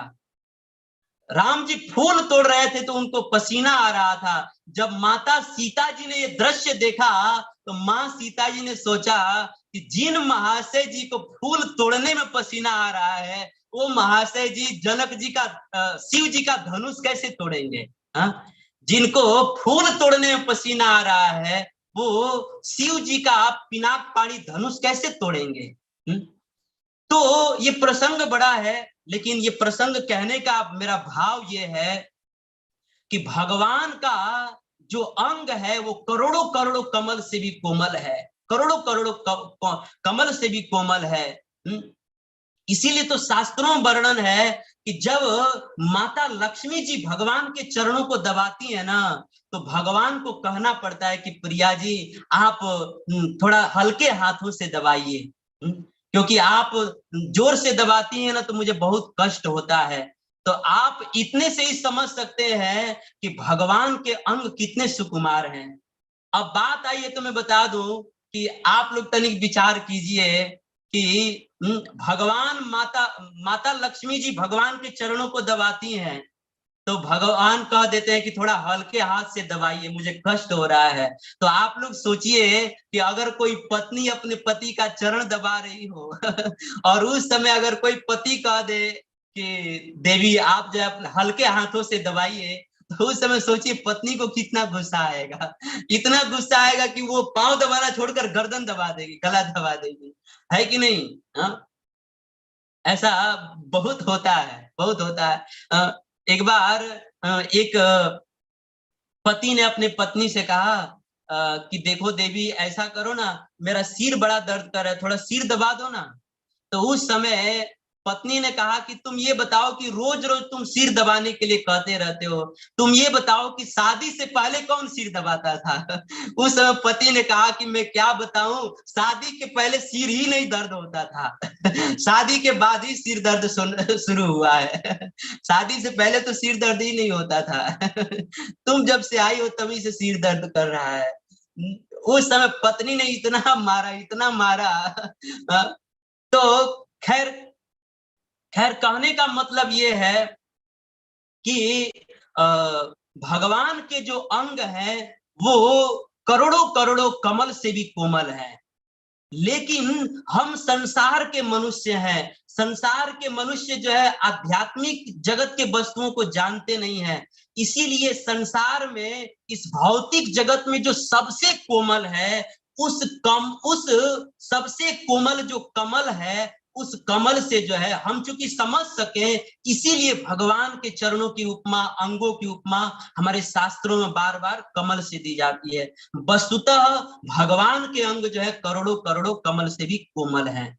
तो जो भगवान के चरण करोड़ों करोड़ों कमल से भी कोमल हैं, ऐसे कोमल चरणों की सेवा कौन करते थे? सूत गोस्वामी जी कहते हैं कि ऐसे चरण कमलों की सेवा युधिष्ठिर महाराज जी करते थे। और कब करते थे? अपने राज्य का देख रेख करते हुए भी, अपने राज्य का पालन पोषण करते हुए भी, अपने घर परिवार का पालन पोषण करते हुए भी, अपने प्रजा का पालन पोषण और भगवान की सेवा करते थे। सब कुछ करते हुए भी भगवान की सेवा करते थे। तो युधिष्ठिर महाराज जी के चरित्र से सीख मिलती है कि हम भी घर परिवार, ऑफिस, मकान, दुकान का सब काम करें, लेकिन साथ साथ हम लोग भगवान की सेवा भी करें, भगवान की सेवा भी करें। तो इस तरह से सूत गोस्वामी जी नैमिषारण्य में उपस्थित 88,000 ऋषि मुनियों को भागवत के प्रथम स्कंद के 12वें अध्याय के 4थे नंबर श्लोक में युधिष्ठिर महाराज जी के विषय में ये बात बतला रहे हैं कि युधिष्ठिर महाराज अपनी प्रजा का पुत्र के जैसा पालन पोषण करते थे और साथ साथ भगवान के चरणों की सेवा भी करते थे। तो इस तरह से फिर आगे का भी श्लोक है, तो आगे का भी श्लोक है, वो भी बहुत सुंदर श्लोक है।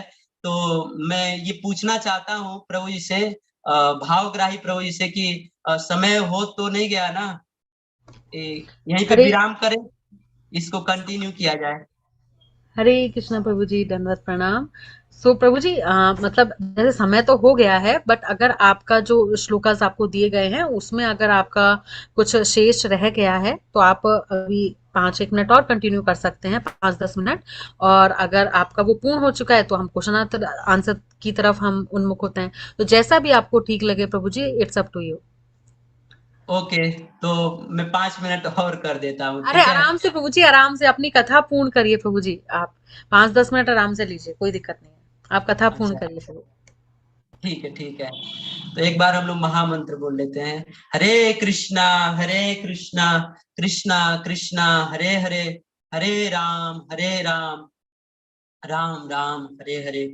तो सूत गोस्वामी जी कहते हैं कि हे शौनक आदि ऋषियों, चूंकि युधिष्ठिर महाराज जी अपने राज्य का पालन पोषण करते हुए और साथ साथ भगवान की भक्ति करते थे, इसीलिए युधिष्ठिर महाराज जी के पास बहुत सारा धन भी आता था। सूत गोस्वामी जी अब 5वें नंबर श्लोक में सबसे पहला शब्द कह रहे हैं संपदः। चूंकि युधिष्ठिर महाराज प्रजा के पालन पोषण के साथ साथ भगवान की भक्ति भी करते थे, और जो व्यक्ति भक्ति करता है स्वाभाविक है कि उसके पास लक्ष्मी माता बिना बुलाए दौड़े हुए जाती हैं। इसीलिए सूत गोस्वामी जी कहते हैं कि युधिष्ठिर की भक्ति से प्रसन्न होकर के साक्षात लक्ष्मी जी जो है उनके पास वास करती थी, उनके पास बहुत सारा धन भी आता था। लेकिन युधिष्ठिर महाराज उस धन का क्या करते थे, तो 5वें नंबर श्लोक में पहले चरण में ही बतला रहे हैं, संपदा के बाद क्रतवो शब्द है। क्रतवो शब्द का अर्थ है यज्ञ, अर्थात जब युधिष्ठिर महाराज जी के पास धन आता था तो युधिष्ठिर महाराज उस धन को यज्ञ में लगा देते थे, दूसरों के परोपकार में लगा देते थे। धन को अपने तिजोरी में रख करके संग्रह नहीं करते थे, उसको दूसरों की सेवा में, भक्तों की सेवा में, परोपकार में लगा देते थे। तो युधिष्ठिर महाराज जी के चरित्र से हम लोगों को यह भी सीख मिलती है कि हम सब लोग भी जो मेहनत करते हैं और उस मेहनत से हम लोग को जो धन प्राप्त होता है, अगर भगवान ने हमको आवश्यकता से ज्यादा अगर धन प्रदान करते हैं तो हम सब लोगों को भी उस धन को परोपकार में लगाना चाहिए, दूसरों के हित में लगाना चाहिए, दूसरों के कल्याण के कार्य में लगाना चाहिए, भगवान की सेवा में, भगवान के भक्तों की सेवा में लगाना चाहिए। केवल धन को संग्रह ही नहीं करते रहना चाहिए। हमारे आचार्य लोग कहते हैं, नौका में पानी बढ़े, घर में बाढ़े दाम, दोनों हाथ उलीचिए यही सयानो काम। हमारे आचार्य कहते हैं कि जैसे नौका में अगर मान लीजिए कोई आदमी नदी में नौका पर बैठ करके कहीं जा रहा है और नौका में मान लीजिए अचानक छेद हो गया और नौका में पानी आने लगे, तो आदमी को क्या करना चाहिए, जो नौका में पानी आ रहा है उसको उलीच करके बाहर फेंक देना चाहिए। नहीं तो अगर बाहर नहीं फेंकेगा तो उस आदमी की नौका डूब जाएगी और आदमी मर जाएगा। इसी तरह से जैसे हमारे नौका में पानी बढ़े तो उसको उलीच देना चाहिए तो हम बच जाएंगे, वैसे ही अगर हमारे जीवन में पैसा आता है, लक्ष्मी जी आती हैं, तो हमें जो है दोनों हाथ से उसे परोपकार में लगाना चाहिए, तो हम भी जो है भवसागर से तर जाएंगे, भवसागर से तर जाएंगे। इसीलिए भगवान की कृपा से जब हमारे पास धन आए तो हमें घर का देख रेख करना चाहिए, लेकिन अगर ज्यादा हो तो उसे भगवान भक्तों की सेवा में परोपकार में लगाना चाहिए। केवल संग्रह ही नहीं करते रहना चाहिए, क्योंकि इस संसार में कुछ भी साथ में जाएगा नहीं, लेकिन फिर भी लोग जो है दिन रात कमाने में ही लगे रहते हैं, संग्रह करने में ही लगे रहते हैं। और जो लोग केवल संग्रह ही करते रहते हैं, उस संग्रह उस किए धन जो संग्रह किया है वो सेवा में नहीं लगाते हैं, तो उनकी दशा जो है बिल्कुल मधुमक्खी जैसे होती है। जैसे आप लोगों ने देखा होगा कि मधुमक्खी जो होती है ना, वो इस फूल से थोड़ा मधु चुरा करके एक छाते में ले आके रखती है, फिर हजारों फूलों से मधु को चुरा करके वो एक छाते में एक जगह पर इकट्ठा करती है, और वो न तो दूसरे को देती है और न तो खुद भोग करती है। वो क्या सोचती है कि एक दिन खूब हो जाएगा तो बैठ के आराम से भोग करेंगे, लेकिन क्या होता है कि वह बड़े मेहनत से खूब संग्रह करती है, खूब संग्रह करके रखती जाती है, और जब बहुत सारा हो जाता है तो एक दिन जो है जंगल में बहेलिया आता है और नीचे धुआं करके और मधुमक्खियों को उड़ा देता है, भगा देता है, और सारा मधु जो है वो अपने बर्तन में भर के अपने घर पे लेके चला जाता है, और मधुमक्खी बेचारी छटपटाते रह जाती है, पछताते रह जाती है, लेकिन अब पछताए होत क्या जब चिड़िया चुन गई खेत।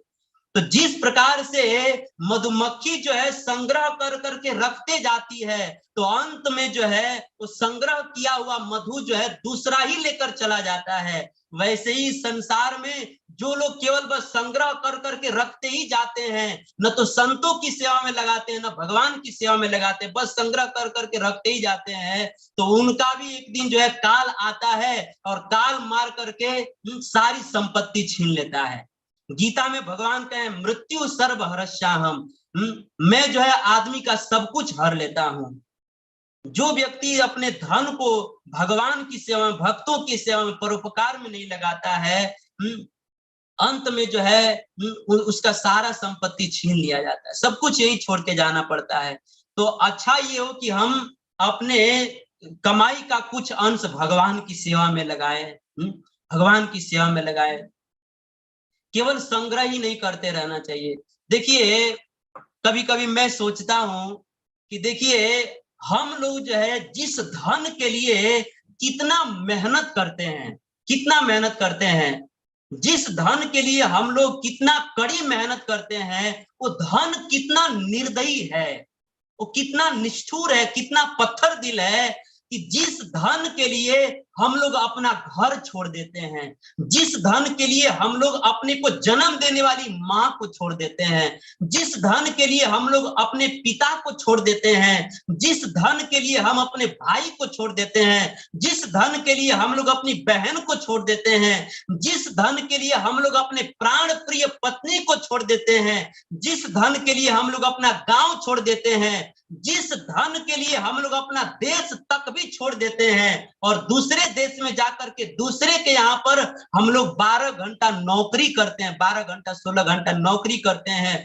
कड़ी मेहनत करते हैं, जिस धन के लिए हम लोग इतना इतना त्याग करते हैं, जिसके लिए हम माँ बाप पत्नी पुत्र भाई बहन अपना गांव परिवार देश तक भी छोड़ देते हैं, दूसरे के यहाँ जाकर नौकरी करते हैं, उसकी डांट सुनते हैं, काम करने का मन नहीं करता फिर भी काम करते हैं, जिस धन के लिए हम लोग इतना इतना त्याग करते हैं, लेकिन आप लोग सोचिए वो धन कितना निर्दयी है कि जिसके लिए हम इतना त्याग करते हैं और उसको संग्रह करके हम लोग तिजोरी में रखते हैं, और रात को कोई चोर आ जाए और उस धन को जब लेकर के जाता है, तो धन एक बार भी चोर से ये नहीं कहता है कि अरे मैं आपके साथ नहीं चलूंगा, क्योंकि ये जो मेरे घर का मालिक है इसने मेरे लिए बहुत कड़ी मेहनत किया है, इसने मेरे लिए अपनी अपनी माँ का त्याग किया, पत्नी का त्याग किया, बच्चों का त्याग किया, इसने मेरे लिए बहुत त्याग किया, इसीलिए चोर मैं तुम्हारे साथ नहीं चलूंगा। धन एक बार भी चोर से ये बात नहीं कहता है, और धन जो है उस चोर के साथ में चला जाता है। आप लोग सोचिए, जिस धन के लिए हम लोग कितना कड़ी मेहनत करते हैं, वो धन कितना निर्दयी है। और ऐसे धन में मोह ममता रखना, आसक्ति रखना, ये बहुत अच्छा लक्षण नहीं है।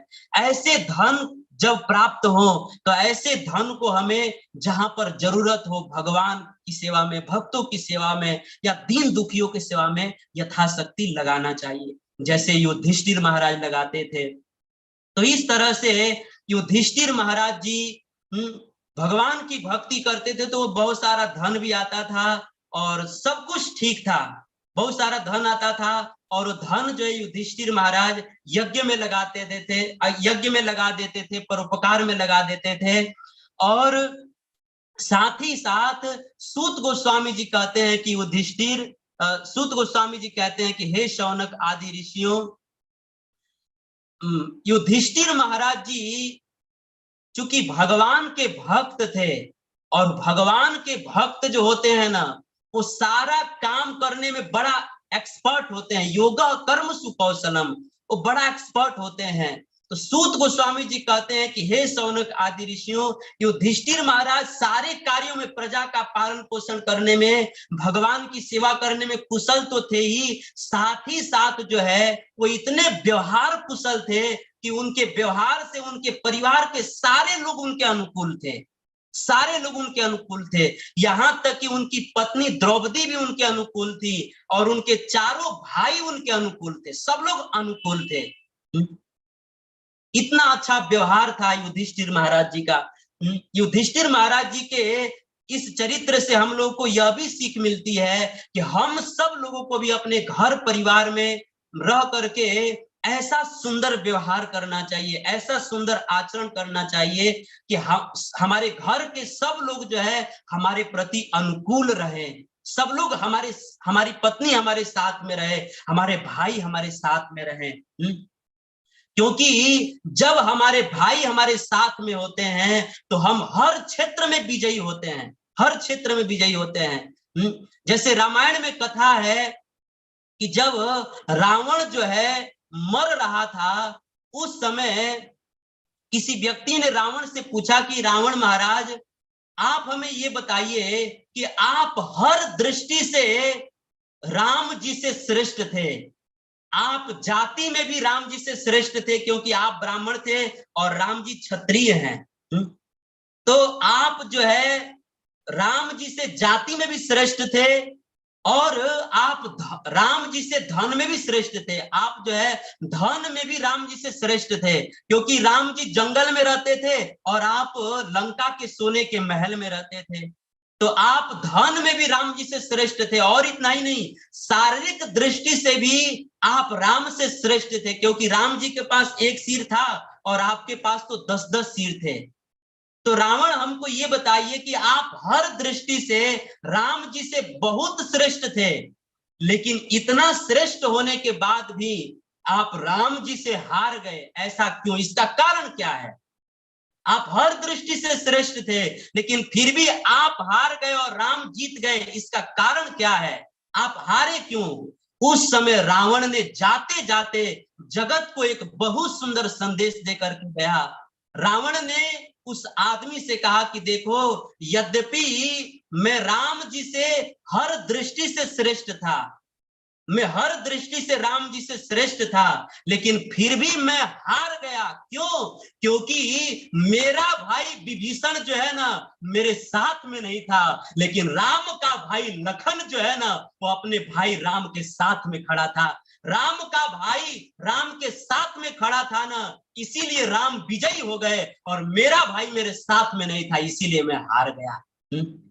इसीलिए मैं मरने से पहले जगत को शिक्षा देकर जाना चाहता हूं कि अगर संसार में कोई आदमी जो है किसी भी क्षेत्र में विजयी होना चाहता है, तो वो ऐसा कर्म करे कि उसका भाई उसके साथ में रहे, उसके अपने परिवार के सब लोग साथ में रहें। अगर अगर आदमी का परिवार साथ में रहेगा तो हर क्षेत्र में विजयी होगा। इसीलिए भागवत के युधिष्ठिर महाराज जी के चरित्र से हम लोग को सीख मिलती है कि हम सब लोग अपने परिवार में, घर में ऐसा पवित्र आचरण करें, ऐसा सुंदर मीठी वाणी बोले, ऐसा सुंदर भक्ति भजन करें कि हमसे सब लोग अनुकूल रहें, हमारी पत्नी, हमारे बच्चे, हमारे भाई, सब लोग हमारे साथ में रहें, क्योंकि साथ में रहेंगे तो हम हर क्षेत्र में विजयी होंगे। साथ में रहने में बड़ा फायदा है, एकता में बड़ा बल है। कहते हैं ना कि आप एक ही पत्थर से किसी कुत्ते को मारिए ना तो वह कुत्ता जो है भाग जाएगा, और उसी पत्थर से आप किसी बिल्ली को मारिए तो बिल्ली भी भाग जाएगी। लेकिन आप उसी पत्थर से किसी मधुमक्खी के छाते पर मार दीजिए, तब क्या होगा? मधुमक्खियां भागेंगे नहीं, हमको भगा भगा करके काटेंगे। क्यों? एक ही पत्थर से हमने कुत्ते को मारा तो कुत्ता भाग गया, एक ही पत्थर से हमने बिल्ली को मारा तो बिल्ली भाग गई, लेकिन उसी पत्थर से हमने मधुमक्खी को मारा तो मधुमक्खियां नहीं भागी, उल्टा हमको भागना पड़ा। ऐसा क्यों?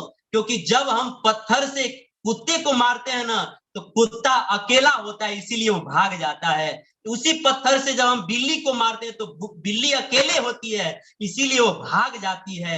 लेकिन जब उसी पत्थर से हम मधुमक्खी के छाते पर मारते हैं तो भागती नहीं है, उल्टा मारने वाले को भागना पड़ता है। क्यों? क्योंकि वो मधुमक्खियां एक साथ में रहती हैं।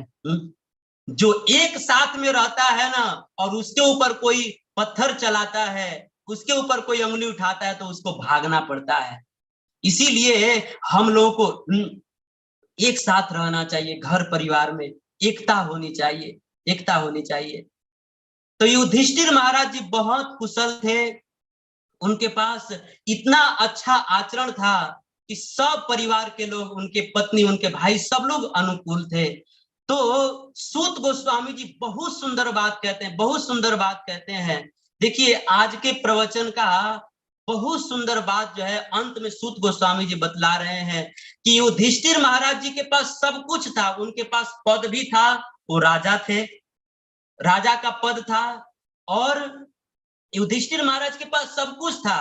वो राज्य का पालन अपने बच्चों के जैसा करते थे, अपने पुत्र के जैसा करते थे, साथ साथ भगवान की भक्ति करते थे, और व्यवहार में भी बड़े कुशल थे। सब कुछ था उनके पास, पद भी बड़ा था, राजा थे, धन भी था, और उनका यश भी स्वर्ग लोक में फैला हुआ था, परिवार भी बहुत अच्छा था, और पत्नी भी अनुकूल थी, देह भी निरोग था, सब कुछ था। लेकिन सूत गोस्वामी जी एक बहुत सुंदर बात कहते हैं कि युधिष्ठिर महाराज जी के पास सब था, लेकिन फिर भी युधिष्ठिर महाराज जी का सबसे बड़ा गुण ये है कि युधिष्ठिर महाराज इतना होने के बाद भी वो किसी भी वस्तु में अपने मन को नहीं लगा करके रखे थे। अपना मन किस में लगा करके रखे थे? सूत गोस्वामी जी कहते सब कुछ होने के बाद युधिष्ठिर महाराज जी जो है अपना मन, छठे श्लोक में बता रहे हैं पहले चरण में, अपना मन जो है मुकुंद मनसो, अपना मन जो है भगवान के चरणों में लगाए हुए थे। सब कुछ था तो युधिष्ठिर महाराज उसमें फंस नहीं गए, सब कुछ पाने के बाद भी अपना मन भगवान के चरणों में लगाए हुए थे, भगवान की भक्ति में लगा के रखे थे। क्यों? क्योंकि वास्तव में युधिष्ठिर महाराज जी जानते थे कि वास्तव में भगवान के चरणों में ही सुख है, भगवान के भक्ति में ही सुख है। अतः युधिष्ठिर महाराज जी के चरित्र से हमको ये सीख मिलती है कि हमारे पास भी कितनी ही वस्तु क्यों न हो, हमको कितना ही बड़ा पद मिल जाए, कितना ही धन मिल जाए, कितना ही बड़ा सम्मान मिल जाए, कितना ही हमारा यश हो जाए, कितना ही हमको संसार की सारी वस्तु मिल जाए, फिर भी हमको जो है उन वस्तुओं में फंसना नहीं है। सब कुछ होने के बाद भी हमें जो है अपना मन युधिष्ठिर महाराज जी की तरह भगवान की भक्ति में लगा करके रखना है। क्यों? क्योंकि भगवान की भक्ति जो है ना, इसकी बड़ी महिमा है, बड़ी महिमा है। क्या महिमा है? हमारे आचार्य लोग कहते हैं कि देखिए इस संसार में जो है ना सब लोग दुखी हैं, कोई सुखी नहीं है। हाँ, आदमी के दुखी होने का कारण अलग अलग हो सकता है। हो सकता है कोई धन के कारण न दुखी हो तो वह तन के कारण दुखी है। हो सकता है कोई तन के कारण न दुखी हो तो वह मन के कारण दुखी है। इस तरह से आदमी अलग अलग कारणों से सब लोग दुखी हैं। सब लोग हो सकता है किसी के पास घर का प्रॉब्लम नहीं है तो वह बीमारी के कारण परेशान है, किसी के पास बीमारी नहीं है तो नौकरी के कारण परेशान है, किसी के पास नौकरी नहीं है तो वह धन के, किसी के पास नौकरी है तो उसके बच्चे अच्छे नहीं है इसलिए परेशान है। इस तरह से किसी न किसी कारण से हर आदमी इस संसार में दुखी है। कोई तन दुखी, कोई मन दुखी, कोई धन बिन रहत उदास, थोड़े थोड़े सब दुखी सुखी राम को दास। इस संसार में सब लोग दुखी हैं। धन बिना निर्धन दुखी, तृष्णा बस धनवान, कहूं न सुख संसार में देख लिया सब छान। सब लोग दुखी हैं इस संसार में। हम लोगों को ऐसा लगता है कि जिस व्यक्ति के पास करोड़ों की गाड़ी है वो सुखी है। हम लोग को ऐसा लगता है कि जो व्यक्ति प्राइवेट एरोप्लेन में घूमता है वो सुखी है। हम लोग को ऐसा लगता है, परंतु वास्तव में आप पास में जाकर के देखिए तो कोई सुखी नहीं है, कोई सुखी नहीं है। नानक दुखिया सब संसार, सुखिया वही जो नाम आधार। सब लोग दुखी हैं। दीन कहे धनवान सुखी, धनवान कहे सुख राजा को भारी, राजा कहे महाराजा सुखी, महाराज कहे सुख इंद्र को भारी, इंद्र कहे चतुरानन को सुख, ब्रह्मा कहे सुख विष्णु को भारी, पर दीन सुदामा बिचारी कहे हरि भक्ति बिना सब जीव दुखारी। हम लोग को ऐसा लगता है कि जिसके पास धन है, गाड़ी है, बंगला है वो सुखी है, परंतु वास्तव में कोई सुखी नहीं है। क्योंकि संसार में सुख है ही नहीं। संसार को बनाने वाले, इस जगत को बनाने वाले भगवान कृष्ण जो है गीता में कहते हैं दुखालयम अशाश्वतम। भगवान कृष्ण कहते हैं कि जैसे वस्त्रालय में केवल वस्त्र ही वस्त्र होता है, जैसे विद्यालय में केवल विद्या ही विद्या होती है, वैसे इस दुखालय जगत में केवल दुख ही दुख भरा हुआ है, केवल दुख ही दुख भरा हुआ है। हमारे रामायण में गोस्वामी तुलसीदास जी कहते हैं कि हो सकता है कि पानी को मथे तो उसमें से घी निकल जाए, हो सकता है बालू को पेरे तो उसमें से तेल निकल जाए, हो सकता है कछुए के पीठ पर बाल आ जाए, हो सकता है बर्फ को रगड़े तो उसमें से आग प्रकट हो जाए, जबकि ये सब कुछ असंभव है। लेकिन हमारे आचार्य कहते हैं कि यह असंभव कार्य भी एक बार संभव हो सकता है। यद्यपि आप बालू को कितना भी पेर लीजिए उसमें से तेल नहीं निकल सकता, आप पानी को कितना भी मंथन कर लीजिए उसमें से घी नहीं निकल सकता, आप बर्फ को कितना भी रगड़ लीजिए उसमें से आग प्रकट नहीं हो सकता, ये असंभव है। लेकिन आचार्य लोग कहते हैं कि यह असंभव कार्य भी एक बार संभव हो सकता है, लेकिन संसार के वस्तुओं से सुख मिल जाए ये कभी नहीं हो सकता, कभी नहीं हो सकता। हमारे आचार्य लोग कहते हैं कि जैसे चावल का जो छिलका होता है ना, जैसे चावल का छिलका जो होता है उसको आप कितना भी चबा लीजिए, कितना भी बोरा चबा लीजिए, कितना ही किलो चबा लीजिए, आप उसको आप कितना भी चबा लीजिए आपको रस नहीं मिल सकता। जैसे चावल के छिलका को आप कितना भी चबा लीजिए आपको रस नहीं मिल सकता, वैसे ही आप इस संसार के वस्तुओं को कितना ही भोग लीजिए कभी सुख नहीं मिल सकता, क्योंकि संसार में सुख है ही नहीं। हमारे महाराष्ट्र के संत तुकाराम जी कहते हैं कि हो सकता है इस धरती पर जितने भी वृक्ष हैं वो कल्प वृक्ष हो सकते हैं, इस धरती पर जितने भी पहाड़ हैं वो सब सोने के पहाड़ हो सकते हैं, हो सकता है इस धरती पर जितने भी समुद्र हैं वो अमृत के समुद्र हो सकते हैं, जबकि ये असंभव है। लेकिन संत तुकाराम जी कहते हैं कि ये असंभव कार्य भी एक बार संभव हो सकता है, लेकिन संसार के वस्तुओं से किसी को सुख मिल जाए ये कभी नहीं हो सकता। तो चूंकि संसार के वस्तुओं में सुख है ही नहीं, इसीलिए संसार के सब लोग दुखी हैं, सब लोग दुखी हैं।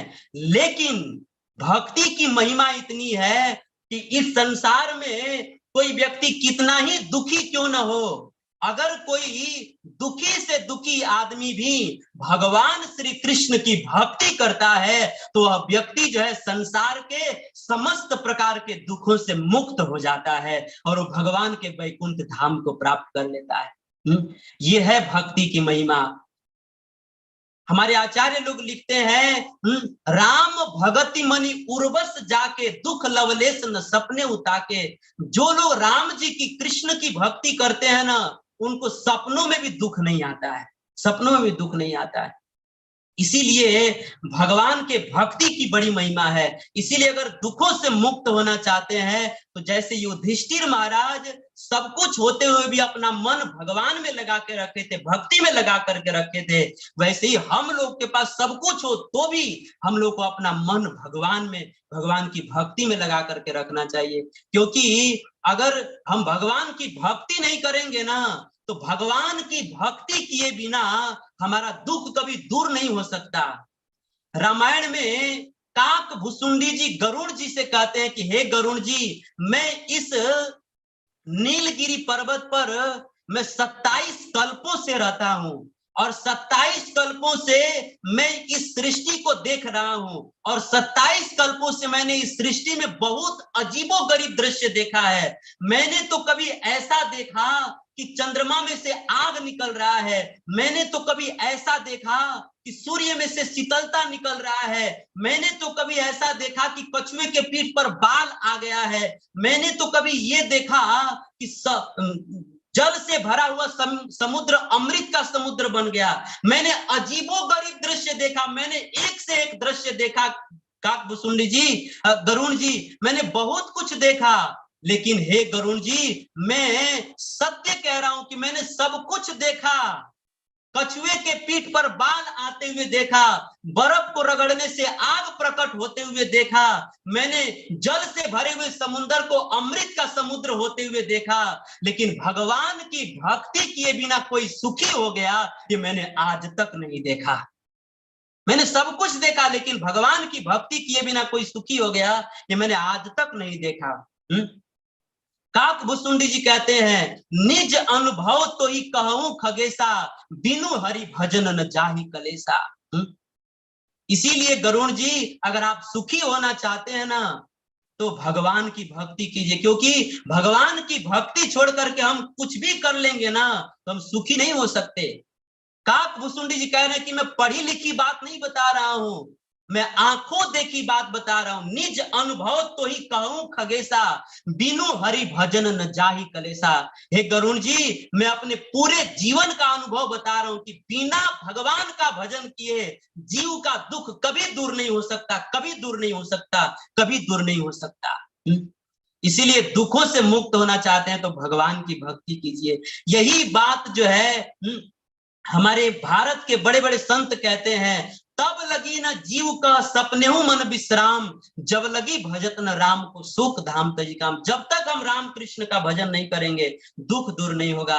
यही बात भगवान कृष्ण के परम भक्त सूरदास जी कहते हैं, रे सठ बिनु गोविंद सुख नाही।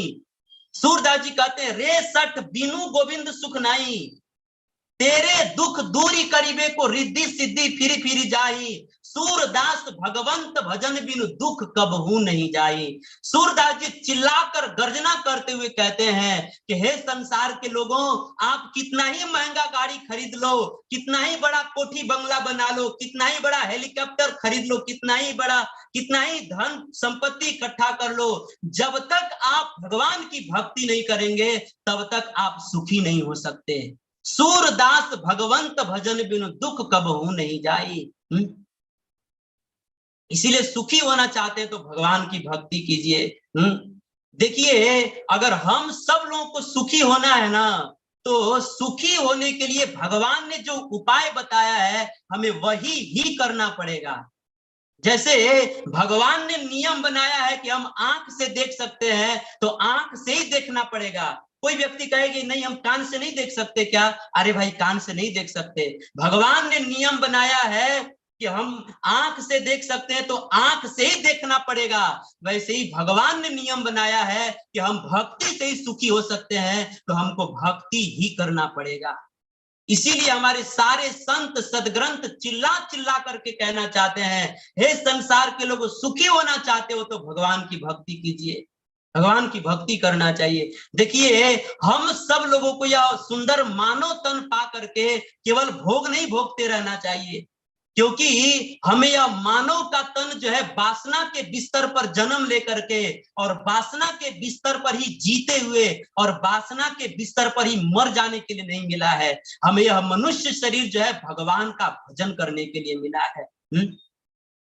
हमारे आचार्य लोग कहते हैं कि जैसे सुबह के समय में मंजन जरूरी है, जैसे दोपहर के समय में भोजन जरूरी है, जैसे रात्रि के समय में शयन जरूरी है, वैसे ही हर एक व्यक्ति के जीवन में भगवान का भजन जरूरी है। भजन जरूरी है। भजन बहुत जरूरी है। कई बार कुछ लोग कहते हैं कि ठीक है प्रभु जी आप कहते हो, सब संत कहते हैं भजन करना चाहिए, लेकिन क्या है ना कि अभी जो है बहुत सारा काम है, सब काम हो जाएगा ना तब भजन करेंगे। अभी बेटे का एग्जाम चल रहा है, नौकरी धंधा अच्छे से नहीं चल रहा है, सब हो जाएगा तब भगवान का भजन, सब काम हो जाएगा तब भजन करेंगे। तब ऐसे लोगों को चाणक्य पंडित जी कहते हैं कि देखो भाई ऐसा मत सोचो, आप ऐसा मत सोचो कि सब काम हो जाएगा तब भजन करेंगे। नहीं, चाणक्य पंडित जी कहते हैं कि देखिए 100 काम छोड़ करके भोजन करना चाहिए, और 1000 काम छोड़ करके स्नान करना चाहिए, और 1,00,000 काम छोड़ करके दान करना चाहिए, और 1 करोड़ काम को छोड़ करके मनुष्य को राम और कृष्ण का भजन करना चाहिए। भजन करना चाहिए। ऐसा नहीं सोचना चाहिए कि सब काम खत्म हो जाएगा तब भजन करेंगे। नहीं, कोटिम काम त्यक्त्वा हरिम भजेत, करोड़ों काम को छोड़ करके भगवान का भजन कीजिए। क्यों? क्योंकि इस संसार में काम करते करते हमारा शरीर खत्म हो जाएगा, हम खत्म हो जाएंगे, लेकिन काम खत्म नहीं होगा। काम कभी खत्म नहीं होगा। इसीलिए काम का चिंता मत कीजिए, पहले भजन कीजिए। ये चाणक्य पंडित जी कहते हैं, क्योंकि भजन के बिना कोई सुखी नहीं हो सकता है, कोई सुखी नहीं हो सकता है। कई बार लोग कहते हैं कि हम भजन करेंगे, लेकिन क्या है ना, अभी हमारे जीवन में बहुत सारी बुराइयां हैं, बुराइयां छोड़ देंगे ना तब हम भजन करेंगे। अभी हम सिगरेट पीते हैं, गांजा पीते हैं, तंबाकू खाते हैं, बहुत सारी बुराइयां, ये सब बुराइयां छोड़ देंगे तब हम भजन करेंगे।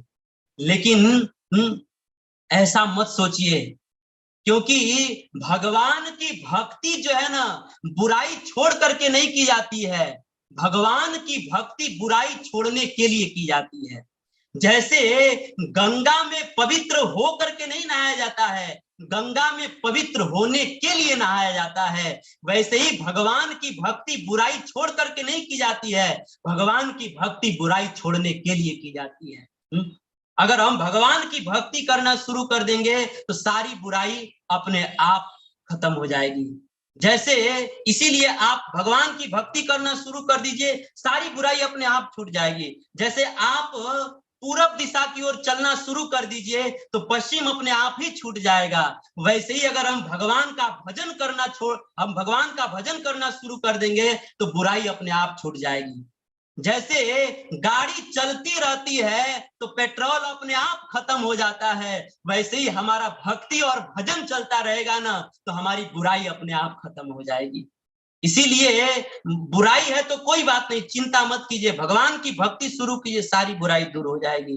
तो हमें मनुष्य शरीर पा करके भगवान का भजन करना चाहिए। और भगवान का भजन क्या है, भक्ति क्या है? तो भागवत में सुखदेव जी कहते हैं, एतावाने व लोके अस्मिन पुंसाम धर्म परस्मृतः भगवती भक्ति योगो तन्नाम ग्रहण आदि भी।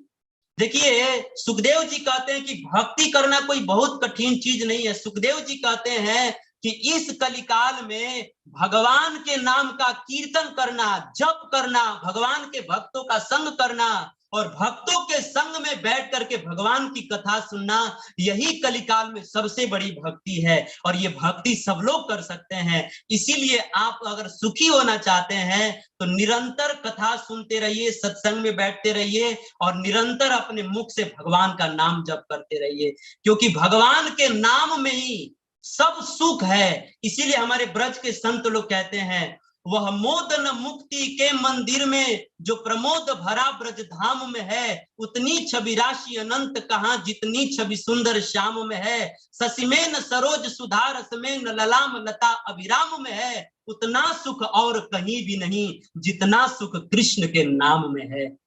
कृष्ण के नाम में, कृष्ण की भक्ति में बहुत सुख है, इसीलिए सुखी होना चाहते हैं तो भगवान की भक्ति कीजिए, भगवान का नाम जप कीजिए। हमारे भारत में एक बहुत बड़े संत हो गए गोस्वामी तुलसीदास जी, वो कहते हैं कि जब लग तू जी सो राम नाम ना जपी हो, तब लग तू कहीं जाओ तीनों ताप जरी हो। गोस्वामी जी कहते हैं कि जब तक आप अपने जीभ से भगवान का नाम नहीं जप करेंगे, तो अगर आप अमृत भी पी लेंगे ना, तो वह अमृत भी आपके लिए जहर बन जाएगा। अगर आप जीभ से भगवान का नाम नहीं जप करेंगे ना, तो आप स्वर्ग में भी चले जाएंगे, तो स्वर्ग भी आपके लिए नरक बन जाएगा। अगर आप जीभ से भगवान का नाम जप नहीं करेंगे, तो अगर आप गंगा जी में भी चले जाएंगे ना, तो प्यास से मर जाएंगे। गोस्वामी तुलसीदास जी कहते हैं, इसीलिए अगर सुखी होना चाहते हैं तो हमें जो है अपने घर परिवार, मकान, दुकान, बिजनेस, व्यापार सारा काम करते हुए साथ ही साथ जो है हमें भगवान की भक्ति करनी चाहिए। और भगवान की भक्ति का मतलब है भगवान के नाम का जप करना।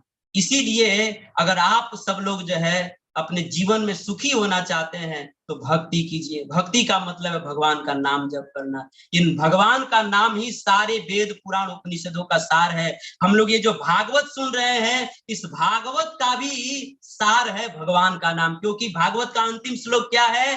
नाम संकीर्तनम यस्य। भगवान का अंतिम भागवत का जो अंतिम श्लोक है उसमें भी भगवान के नाम की महिमा बताई गई है।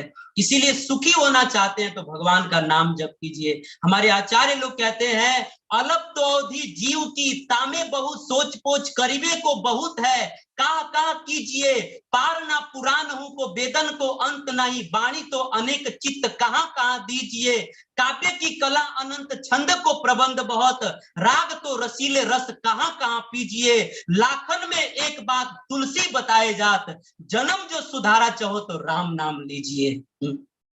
हमारे संत लोग जो है एक ही बात बतलाते, लाखों करोड़ों बातों का एक सार बात बताते हुए कहते हैं कि कहने सुनने के लिए तो बहुत सारी बातें हैं, लेकिन सबका सार अगर कुछ है तो वो है भगवान का नाम।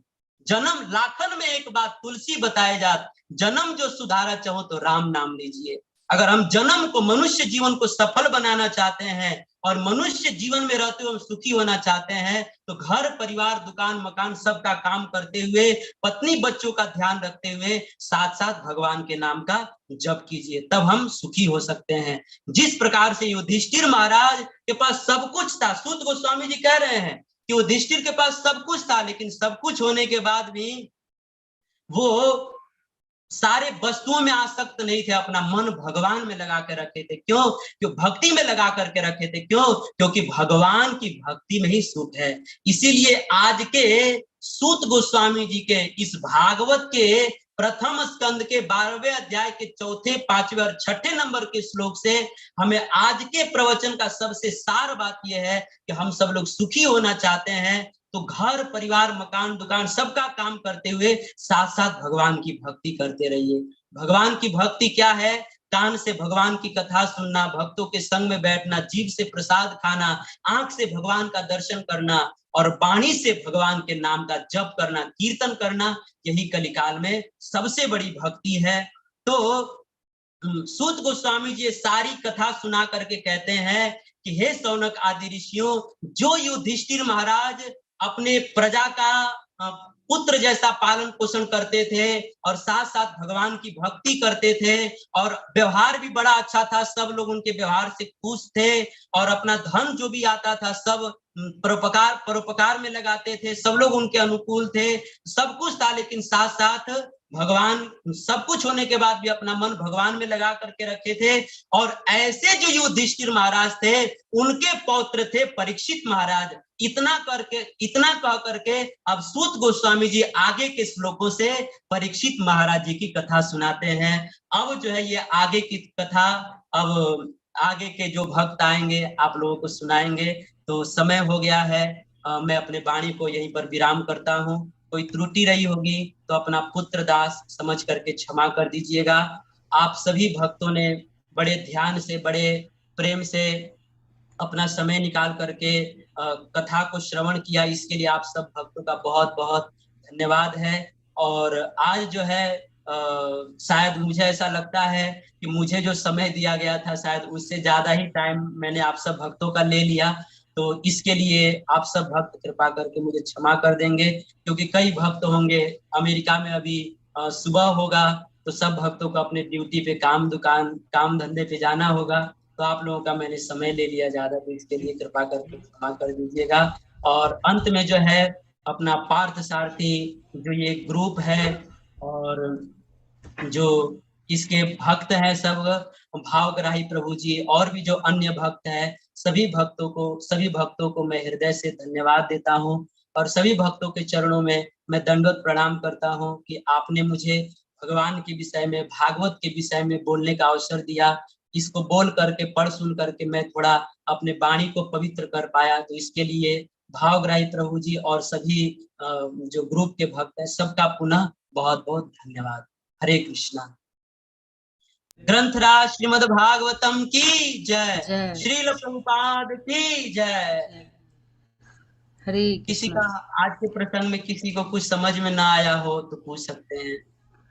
हरे कृष्णा प्रभु जी, दंडवत प्रणाम। आपने इतने सुंदर तरीके से प्रभु जी व्याख्यान करा और इतना डिटेल में समझाया, उसके लिए बहुत बहुत धन्यवाद प्रभु जी। कि जैसा ही सभी को पता है कि अभी तो गर्मियाँ के दिन हैं इंडिया में, और इतने भीषण गर्मी में भी आपके पसीने आ रहे हैं, और फिर भी आप उनको पहुँच पहुँच के भी आप हमको टाइम दे रहे हैं, अपना बहुमूल्य समय दे रहे हैं, उसके लिए प्रभु जी बहुत बहुत धन्यवाद।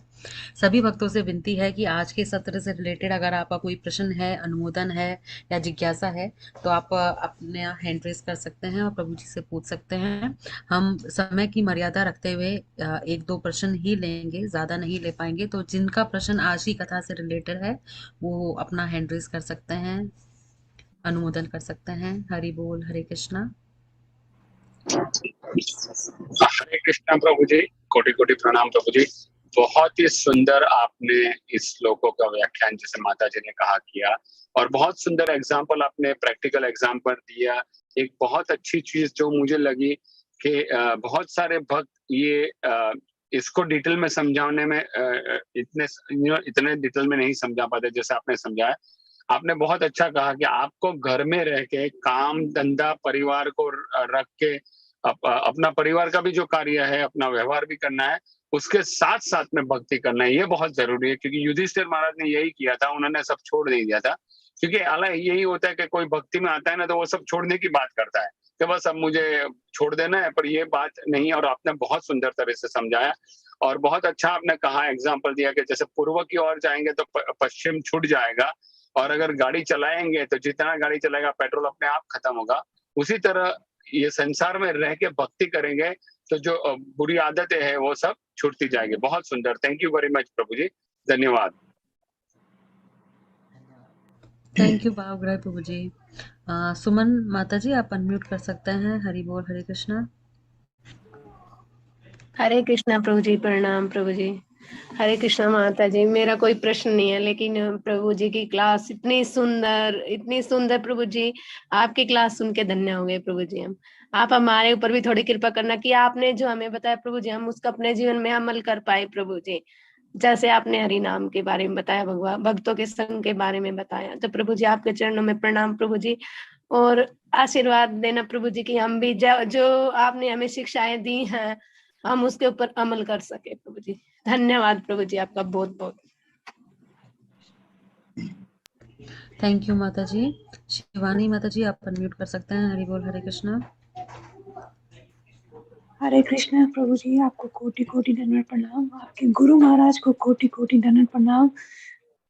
धन्य है, मैं काम पे हूँ लेकिन मैं आपकी क्लास सुन रही हूँ। आप ओवर टाइम गए, कोई बात नहीं, बहुत अच्छी क्लास दी आपने। प्लीज रेगुलरली आते रहिए और अपना एसोसिएशन हमको देते रहिए। हरे कृष्णा, दंडवत प्रणाम। हरे कृष्णा, हरे कृष्णा। थैंक यू शिवानी माता जी। रमेश प्रभु जी, आप अनम्यूट कर सकते हैं। हरे कृष्णा, गोविंद गोपाल दास प्रभु जी की जय हो। बहुत सुंदर क्लास रही प्रभु जी, धन्यवाद। आपने सत्संग की महिमा समझाई, श्रवण की महिमा सुनाई, बहुत बढ़िया के बहुत सारे एग्जाम्पल देते हुए और जैसे घर में खुशबू है, ऑफिस खुशबू है, मगर हमारे मन में इतनी गंदगी भरी है, तो हम भगवान कहते हैं मन मना भव मद्भक्त मध्याजिमाम नमस्कुरु, तो हम ऐसा गंदा मन कैसे भगवान को ऑफर करें। तो बहुत सुंदर तरीके से आपने समझाया। भारत में जैसे कि चलता है स्वच्छ भारत अभियान, तो आप जैसे महापुरुष आएंगे तो हमारे जो मन की जो स्वच्छ भारत अभियान की जैसे हमारा अभियान चले, स्वच्छता हो, प्लीज ऐसे ही आप आते रहिए और हमें शुद्धता की ओर बढ़ाइए, हमारा मन स्वच्छ हो। हरे कृष्णा। समय की मर्यादा होती तो बस ऐसे हम आपका ज्यादा से ज्यादा श्रवण कर पाते, मगर देखिए मैं अभी अकेला ऑफिस में हूँ, आपके स्पेशली आपके लिए मैं पूरा ऑफिस खोल के रखा है, तो बहुत बहुत धन्यवाद। हरे कृष्णा। थैंक यू प्रभु जी। बहुत बहुत धन्यवाद।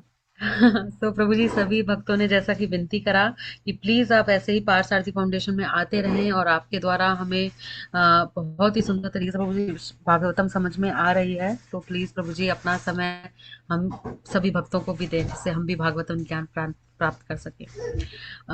श्री राधा माता जी आप अनम्यूट कर सकते हैं, इसके बाद हम कोई प्रश्न नहीं ले पाएंगे, तो आप हैंड रेज ना करें कोई भी। दंडवत प्रणाम। हरे कृष्णा। जय गुरुदेव। जय आपको भी और सारे भक्तों को जो यहाँ पर शामिल है इस समय। बहुत बहुत धन्यवाद कि आपने अपना समय और कथा दी, और बहुत सुंदर कथा की, और राधा गोविंद गोस्वामी महाराज जी की याद आ गई, क्योंकि वो भी ऐसे ही कथा करते हैं इस सिंसियरिटी के साथ। और मुझे बस आपको कुछ कहना नहीं है, बस धन्यवाद करना था। Hare Krishna. Hare Krishna. Thank you so much माता जी। तो प्रभु जी आप सभी भक्तों जी सभी भक्तों का बहुत बहुत धन्यवाद है, और सब भक्तों की महानता है जो ऐसा कहते हैं कि मैं अच्छा करता हूँ, लेकिन ऐसा कुछ भी नहीं है। ये सब आप भक्तों की महानता है। और बस मुझे जो है आप सब लोगों ने समय दिया भगवान के विषय में, भागवत के विषय में बोलने के लिए, तो इसके लिए आप सबका पुनः बहुत बहुत धन्यवाद है। और जब भी आप लोग याद करेंगे तो जरूर जो है मैं प्रयास करूंगा कि कुछ अपने वाणी को पवित्र करने के लिए मैं कुछ भगवान के विषय में बोल सकूं, इसके लिए मैं जरूर प्रयास करूंगा। और सभी भक्तों से निवेदन है कि अभी जो है हम अभी इंडिया में हैं, और इंडिया में कुशीनगर जहाँ भगवान बुद्ध की निर्वाण स्थली है, इसी स्थान पर एक सेंटर खोले हुए हैं इस्कॉन का। तो यहीं से 26 जुलाई को इसी महीने में वृंदावन की यात्रा जा रही है। तो जो भी भक्त वृंदावन आने के इच्छुक होंगे तो जरूर अपना वृंदावन में आ सकते हैं और वहां पर दर्शन का लाभ ले सकते हैं। हरे कृष्णा। सही भक्तों को हरे कृष्णा। हरे कृष्णा प्रभु जी। वांछा कल्पतरुभ्यश्च कृपा सिन्धुभ्यैव च पतितानां पावनेभ्यो वैष्णवेभ्यो नमो नमः। वैष्णव वृंद की जय, श्रील प्रभुपाद की जय, हिज ग्रेस गोविंद गोपाल प्रभु जी की जय, सभी भक्तों की जय, श्रीमद् भागवतम ग्रंथ की जय। थैंक यू सो मच प्रभु जी वंस अगेन। हरि बोल। हरे कृष्ण।